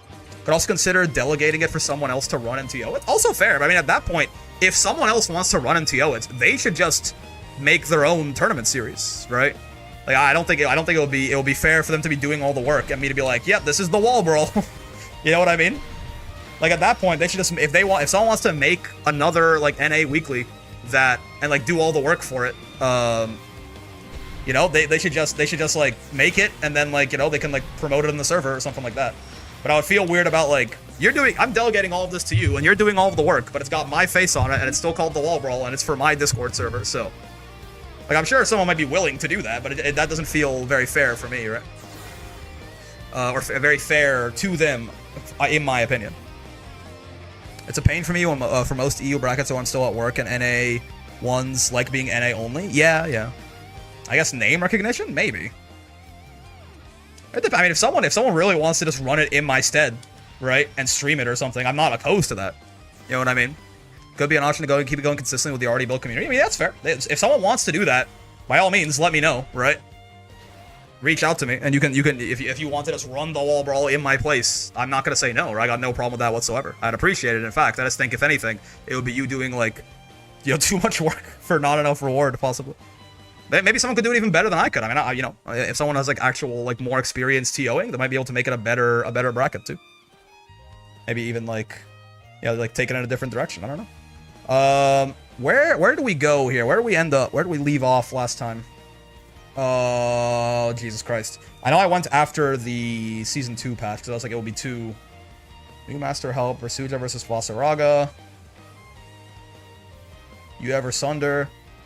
Sandy matches for review, Versuja versus Eustace. Oh, Jesus Christ, hold on. Simply shift Wall Brawl to Friday to the gap, the day of no brick. They could do that too, but I mean, the reason that I did Wall Brawl on Thursday originally is because I didn't want it to overlap with WASD on Wednesdays, with TNS on Saturdays, or with Paragon on Fridays, right? And then Thursday was the best day that was left over from that. So, I mean, if you do it on Fridays, that's fine, but you are going to be at that point basically competing directly with Paragon. I think it's nice to not, like, force people to double bracket if they want to do that, right? So that was the original reason. You looked at least one of the Sandalphon's videos? You might be right, hold on. I can find it here. It's... Oh god, dude, look at this fucking recording backlog, man. Look at how many videos are recorded and not edited, not uploaded to YouTube. Look at, like, it's insane. You know, I really should start this, like, I think at this point, I stream enough that I can just make the YouTube, like, a highlight thing. I don't have to upload every single thing. I can't upload every single thing. We record too many damn videos of Grand Blue, man. Where did I do the replay review? Was here? Or is this the Grand TODs? That's the Grand TODs. I still gotta edit and upload that, you know that? Still gotta do that. Where the fuck was the replay review, man? It was... Alright. It was last Thursday. Wait, it was last Thursday. Last Thursdayism? It was the 26th. I'm a fucking genius. Yeah, here it is. I'm a genius. It was Sandy matches for review. Okay, gotcha. It was Sandy matches. Yeah. I think also the shift in the rank system made it a bit hard to distinguish who could play in an intermediate bracket. Oh, I mean, yeah, but I'm talking about the open wall brawls will be happening today, right? That's what I'm talking about. Might die. Do you know any other Thursday tournaments at this time? No, I don't. Again, that's the reason I originally set this up, is because when I made it, at least, there were no other weeklies in NA that happened that Thursday. But there very well might be now. I don't know. You can go on start.gg and check, but I do not know of any midnight, I fear. Alright, Versuja versus Eustace. Let's see here. Oh, for giving some Eustace advice. That's nice. Are you the Versuja or the Eustace? Apps up. This is, you know, it's a little bit in the past. You may or may not notice this is a little bit in the past. Everything is computer, but that's fine. March 31st. We're getting there, okay? I always replay review is a long slog of me like getting close to catching up, and then just falling behind tremendously, and then it starts over, right? Talk about the overall importance of the wall brawls. That's fair. There is an intermediate bracket now, I think. Starlight. I think Starlight in Kina's server, I think. I'm not sure where it is, where you can sign up for it. But I do believe that Starlight runs a beginner bracket on Saturdays? Hold on. Quick detour. It's Dreamland. I'm in too many goddamn Grand Blue servers. I think it's the Grand Blue Academy, right? Yeah, Starlight Ascension. All skill bracket. I thought there was... Yeah, Reach for the Stars, right? This is a relatively new thing. I'm not sure if Starlight has been continuing to do this every week. It looks like... Maybe not. All skill bracket. Yago. Reach for the Stars. Yeah, it looks like they're still doing it, right? Maybe it's like a bi-weekly or something, but... Anyway, don't get distracted. We must stay focused, brothers. We must stay focused. Go back to the replay. Versuja versus Eustace. Are you the Versuja or are you the Eustace? Looks like you are the Versuja, indeed. Okay. Interesting matchup, right? Interesting matchup. One of the big things to talk about at the start of all these replay reviews always is 133, right? So surely I can get a minute and 33 long replay. I can get that done in less than 37 minutes, right? There's no way I would go overtime on this. But the one of the big things to think about at first as like a layer one sort of knowledge thing is, you know, what is my goal in this matchup, right? Am I the zoner? Am I the attacker? Or is it kind of close? Are we both just going to be scrapping in the mid-range, right? And it's kind of interesting, right? Because Versuja, last patch, I definitely would have said Versuja's whole goal here would be to get 1 H pillar, knock Eustace down, and then get in his face, right? But she has kind of unironically gotten a lot better at anti-zoning in particular. I don't think that the M pillar changes make her a zoner. I think she's still pretty bad at that. But I do think it makes her very good at anti-zoning people who try to zone her. So you could make an argument for, okay, well, I'm just going to stay at full screen and fight Eustace from there. And while I think that's reasonable, I think for me, the big thing always is not, when you think about how to approach a matchup where it might be a little bit more polarized like this, like one of you is like, Eustace is much more of like a, he's not like a pure zoner like Fairy or Matera, right? But his risk reward up close is very bad. Like he would rather be at full screen unless he is fully determining, you know, the rules of engagement, right? Unless he has the Age Grenade on you, unless he, like, it's on his terms that he gets closer. So while you can fight him from max range, I think the way to think about it is, what place on the screen is best for me? That's a cute little free run point, by the way, from Khalil there. Very cute. You don't think about it in terms of what can I do here, like what places can I fight Eustace? It's what place can I fight Eustace where he can't really fight back as well, right? So in that sense, I think while Versuja certainly can try to get some knockdowns through the zoning to earn her way in, I think your goal here probably is to sit on this guy's face and never let him get out, right? Eustace has very bad reward in the mid-screen, very bad reward on defense. You have more health than him. Like, yeah, immediately this is kind of good. I do like that you take a more aggressive approach here, right? I think you have more health than him. You do way more damage. You can kind of just, like, shove the risk reward down his throat, right? Just kind of run up to him and kill him. Nice. Anti-air on the 6XM. Maybe I want to fight Versuja now. I mean, she's going to sit on my face. See, this is where things change. Once the grenade is on you, the dynamic kind of switches. But again, Eustace can't really comfortably get the grenade on you unless he's at full screen or unless he's pressuring you and it's his turn, right? It's not really, it's not something he's going to do as like a defensive tool. So. Oh yeah, this is a big thing too. When we're talking like borderline like S++ here. Also, you're fighting a Master Eustace, so I'm not going to be like too harsh if you get kind of your ass beat here. But like one thing about Eustace in particular, right? You can't do this. When you have, if he has meter and you have the red grenade on you, jumping is off limits, right? He did it preemptively here, but even on reaction, he can just use slow kill, right? Use slow kill, the grenade explosion. The grenade explosion is air unblockable, right? And then he can like full combo you here. He fucked that up, but he could kill you from there easy, right? Mr. Streamer, this information is outdated in 2 years. Eustace can teleport a grenade onto your body? Shit. Why'd they buff him, man? It's because I keep saying he's not that good.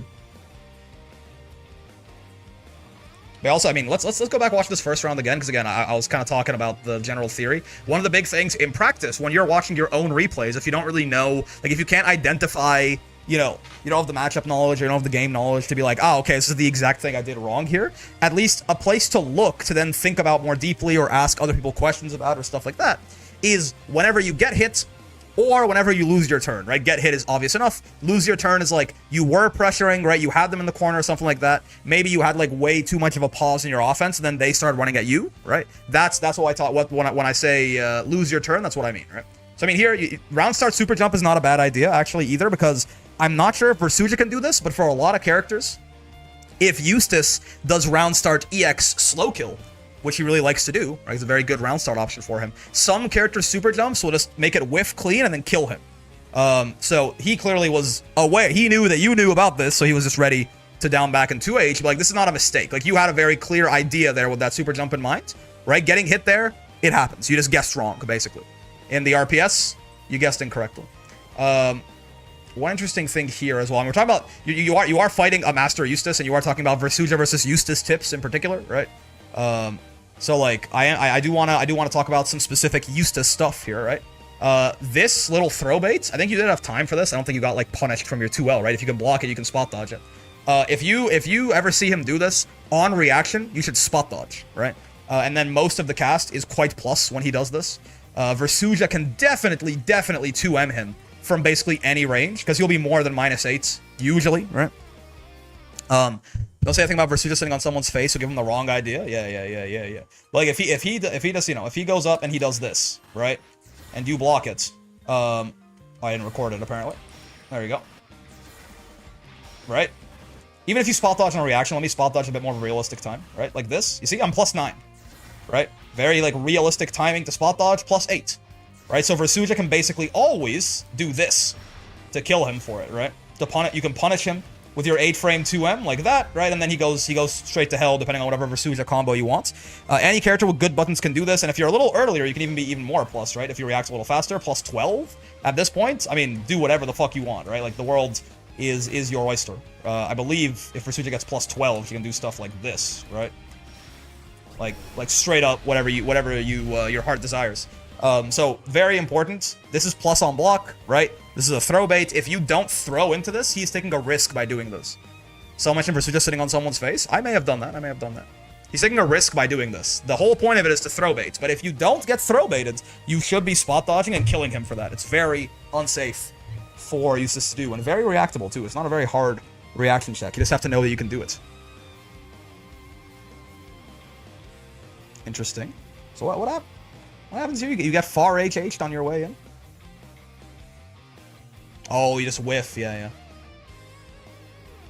Yeah, you just run up and he backdashes and it whiffs. Your 2-0 whiffs barely. Sure. Which kind of turns the tides a little bit. Okay. Bit of a spooky DP, but it did catch him.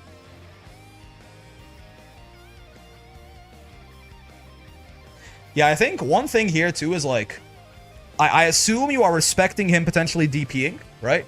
Which is fair, but like you are in a position in this round now where you kind of have to do something, right? You are losing this round. Right here, this is your chance. Yes, you're losing this round, but now you have Celestial Dominion up, you have meter to spare, right? You are in Eustace's face. This is your chance to win this round, this interaction right here, right? It's more important than it looks. So like, I understand you're like, oh, but if I DP bait him, he's going straight to hell. Yes, sure, but you kind of can't afford to play it that safe here, right? And even if he does DP you, right, you still have 3 Brave points left, you still have a lot of do-overs left, things like this, right? I think you're playing a little too safe here.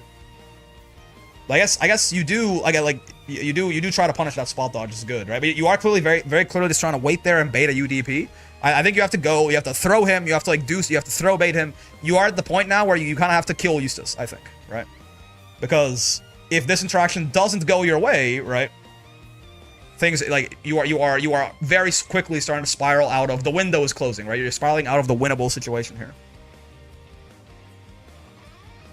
I guess an easier way to say that too, like a more simple way to say that is like, it's not quite like Ladiva Fairy or something, but you are not going to get as many chances, right? You're not going to get as many chances to be up in Eustace's face if Eustace knows what he's doing, and this guy is, right? Like, compared to, like, fighting a rushdown character, the amount of times you're going to have this exact situation it's not super common, right? It's not super common. So when it happens, you really want to make sure you can make the most of it, right?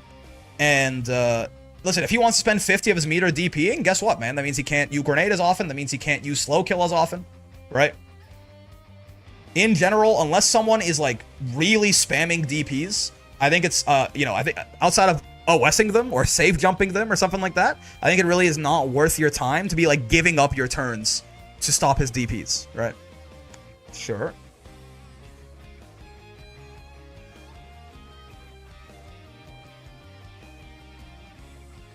Yeah, in general, I wouldn't mash between these Rekka hits either, right? Because either you are going to get counter hit by the flashbang like this. You might, I think you can interrupt the low, but you might still get counter hit depending on how late you mash, the timing, stuff like that. Or you might whiff through the throw bait and die. In general, Eustace does not have, once he does this Rekka, he doesn't really have a safe way to end this, right? Like, as soon as you block this first bit, Eustace has to take a risk here.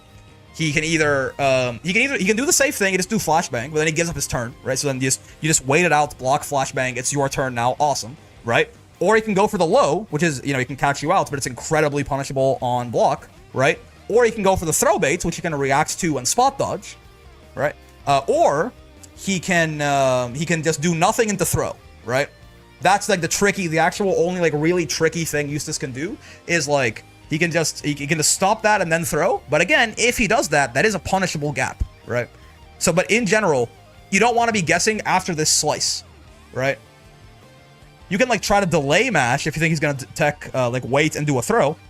But mashing immediately after like this, there's really not an option Eustace is gonna do that this beats, except for him doing nothing into throw. But again, you can like fuzzy mash that, or I mean, you know, maybe you're not delay teching, but even still, you can at least try and wait. You know, you can wait and see him do nothing and then take your turn back. If not, punish him. He's at least like still like -10 or something, right? So you can just like see it and then do a close L. He blocks it because you're a little late, but he doesn't get a chance to actually throw. And then what happens? What happens here? Got load, sure. H grenades. No spot dodge. It's fine. Yeah, so this is like the tricky thing you can do, right? Is you can do like the Rekka into nothing like this. You can cancel with the guard button into a throw, right? This is tricky, and it's kind of hard to react to, certainly. But like even this, you know, there's a gap there, right?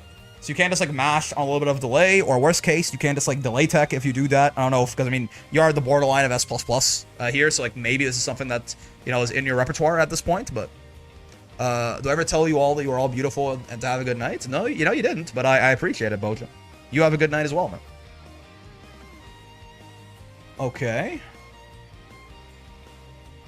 Interesting little U grenade setup here. Is this real? Can you delay your Brave counter a little bit to save this? What's the knockdown here? It's off a throw? So he does U grenade into Raging Strike? Is this real? I mean, obviously you spot dodge the Raging Strike, but if you do get hit by it, is this like actually, is this a real thing that Buddy can do here? I want to do this into U grenade. Oh god, he has no Brave points. Right. You got no mana. That's a diabolical little thing hit you with to end the set there. Very mean of him. Right? So if he does all of this, and I get hit by it, and I try to Brave counter, right? I do get caught.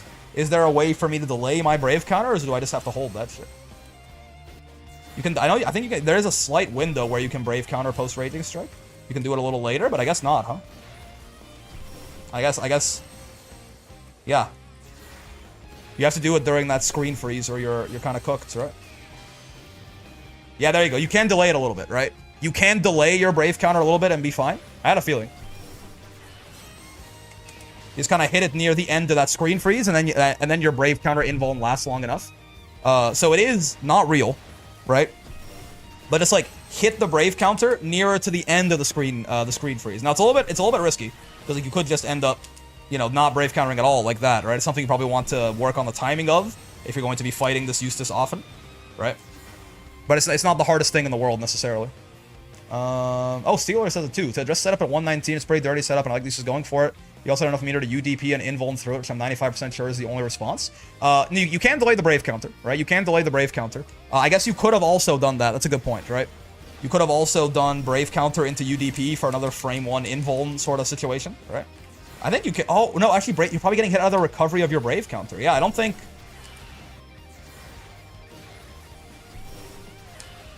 Oh, I guess because what he's saying is you can't spot dodge, right? Even if you spot dodge. No, okay, I mean, you can spot dodge, certainly. I'm like, what does he mean UDP? But yeah, you can spot dodge and punish him if you do spot dodge the Raging Strike, right? Because when Eustace gets hit, grenade goes away, right? So it's not really that big of a deal. You can spot, if you don't spot dodge it though, I think you are cooked unless you delay your Brave counter, right? Unless you hit it near to the end of the screen freeze like that, then you recover in time. I think. I'm not sure, maybe he can delay it slightly. Like maybe the Eustace is delaying this a little bit. Maybe he's doing something like that, right? But if he's delaying it, I think that makes it worse, right? Like I can Brave counter earlier and be fine. Yeah. So I think you can always just delay your Brave counter a little bit and be fine there. It's a nasty setup to hit an S+1 with, though, for sure. He's hitting you with some. Oh, and he combos off of it too. Yeah, that's a nasty ass setup. But again, not super real, right? Not super real. You can Brave counter a little later out of that Raging Strike guard crush, like whoa, and then you're fine. What are these recommended videos? What in the world? This is not my algorithm, brother. I promise. Is incredibly smart and attractive. There ain't no Northern Lion playing Uemusume in that case, right? I just hit him with 5L after the get up. Got the timing wrong. You can only UDP SBA or SSBA in that situation. Are we sure? Also, Anu, thank you very much for the 11 months. Are we sure about this? People are talking about this setup. I feel like this isn't true, right? Round start jump was bad? I kind of disagree. Wait, no. Okay, wow. I feel like this is I mean, unfortunately, Apps Up, this is 4 months old. But, like, can Versuja do this? Hold on. If Eustace does slow kill, does Versuja's super jump go over it? Yeah, no. Round start jump is not a bad idea at all, right? No, they had the right idea. Because Eustace loves to do round start EX slow kill, right? And Versuja's super jump gets over this, and you straight up get, like, a full punish, depending on what you're doing. So I kind of disagree with the idea that the round start jump was bad, right? It's like it's certainly a call out, but like Eustaces do really love doing that, so I don't think it's a bad idea necessarily, right? This Eustace setup, I'm not sure if I'm missing something. I think doing it as fast as possible because you want the grenade to explode as early as possible, right? So I think him doing it as fast as possible off the knockdown would be the optimal way to set it up. Maybe he delays the Raging Strike? Maybe that's what he does. Hold on. Maybe he delays the Raging Strike is what he delays. It's like if he goes bonk, then he waits a sec. But I mean, then you can mash out of it, surely, right? Like this might be cooked if I block it, right? Even if I Brave counter late.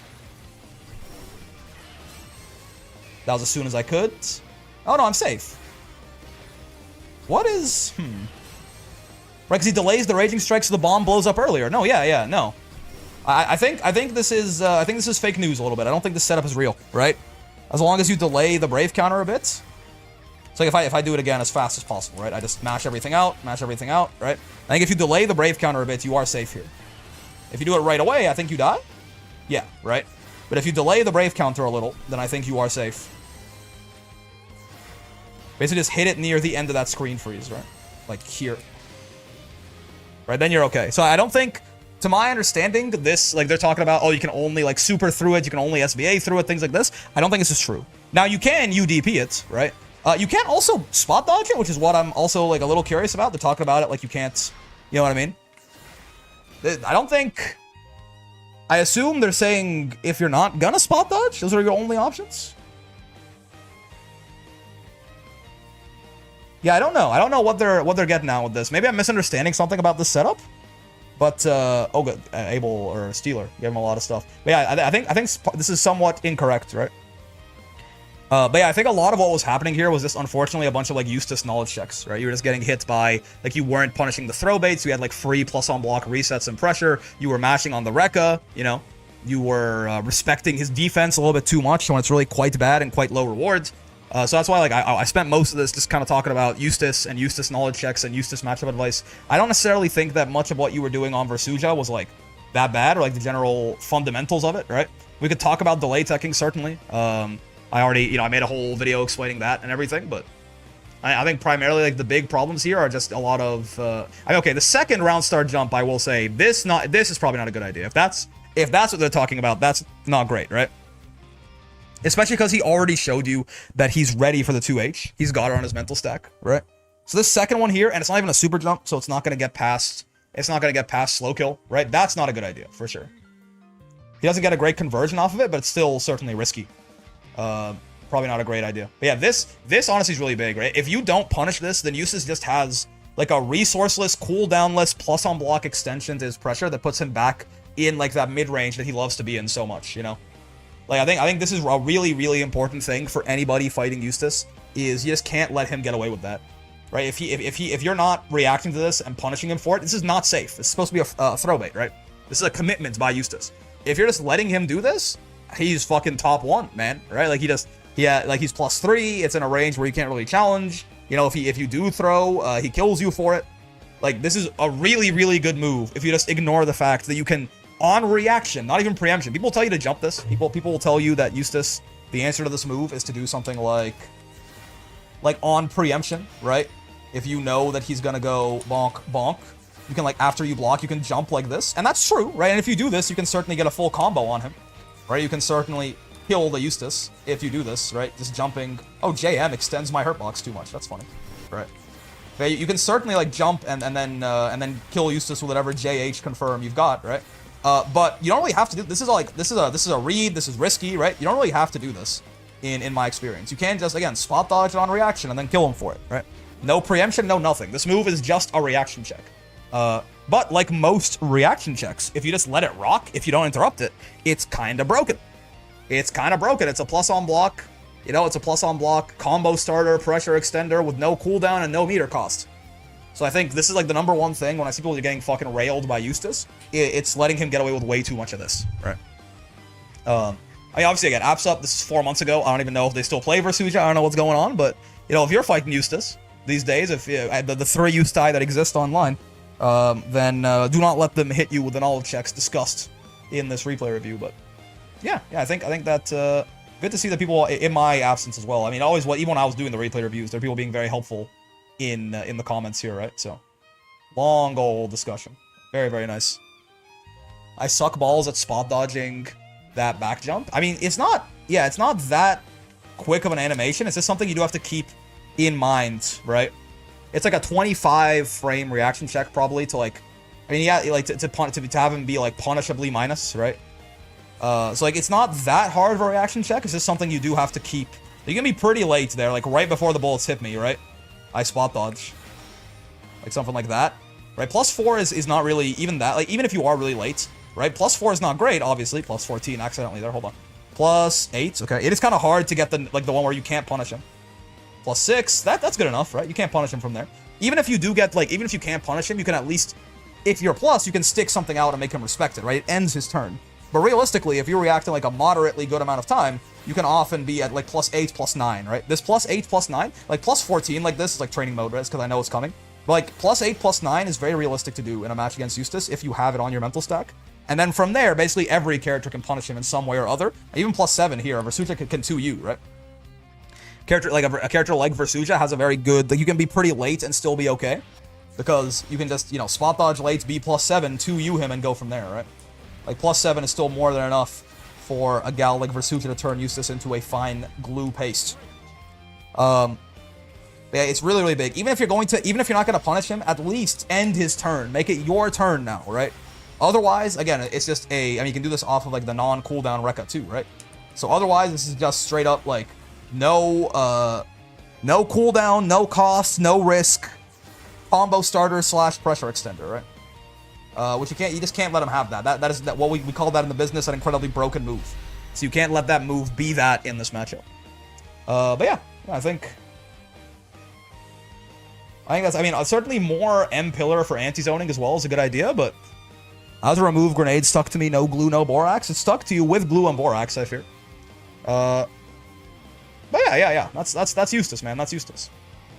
And I guess BC, so true, bestie. I guess we will also end the stream here. Hey, our stated goal at the top of the hour, at the top of like 5 p.m. was to get to top 5 Ladiva, and I think we got there. I don't know if the rankings have updated yet. I don't know if Noma's been playing. I don't know if someone has, if we're technically 6th or something like that. But I think we said we wanted to get to top 5 Ladiva today, and I think we did. So, yeah, nice. I mean, Noma's right on my heels, right? But it is there. It is there. We'll have to keep it up on Tuesdays, on Thursdays. I might even play some Ladiva off stream, just like to keep the practice going and also to keep the gems going up, hopefully. And we can start now top 4. I mean, yeah, the goal is not necessarily to pass Gabba. The goal is that I do want a big cushion like he has, though, right? Like Gabba Gabba's already ended in Super GM. If you end in top 3, you get the Super GM, right? See, he doesn't really care about that. But like, Gabba could not play for the rest of the season and still end in GM, right? I would like to be at like 5k when the border is like 2.5 or something, because I am just not going to have the same amount of time to grind when the season is near ending as most people do, right? So I need to have that cushion to not just get lapped, essentially. Gabba cushion, yes. But yeah, we'll see. Tomorrow I am not live, so you know, go watch some Paragon or something. That shit is goated. Saturday, I think we're gonna play some more Uma Musume. I don't know. I do want to get back to the coaching streams. I do. Are you dead? I'm not dead. It's just Friday. Wait, tomorrow's Friday, right? Tomorrow's Friday. Yeah, I got Pathfinder, man. I'm running a Pathfinder session. Saturday, I think we're going to be playing some Uma Musume again. I don't know. We'll get back to the coaching streams, but the game is kind of peak. Okay, the game is kind of peak. Not dead, not alive. That's right. And then, you know, Sunday, Beelzebub, hopefully, to master, unless Midnight gets any funny ideas. And we go from there, the regular old schedule. I'll see who I want to do for Thursday. I think we want to do our first to 10 next Thursday. So I'll see who I can get on for it. But until then, have a wonderful rest of your day. Thanks for coming by and hanging out. And I'll see you on Saturday if you're subbed or Sunday if you aren't. Peace.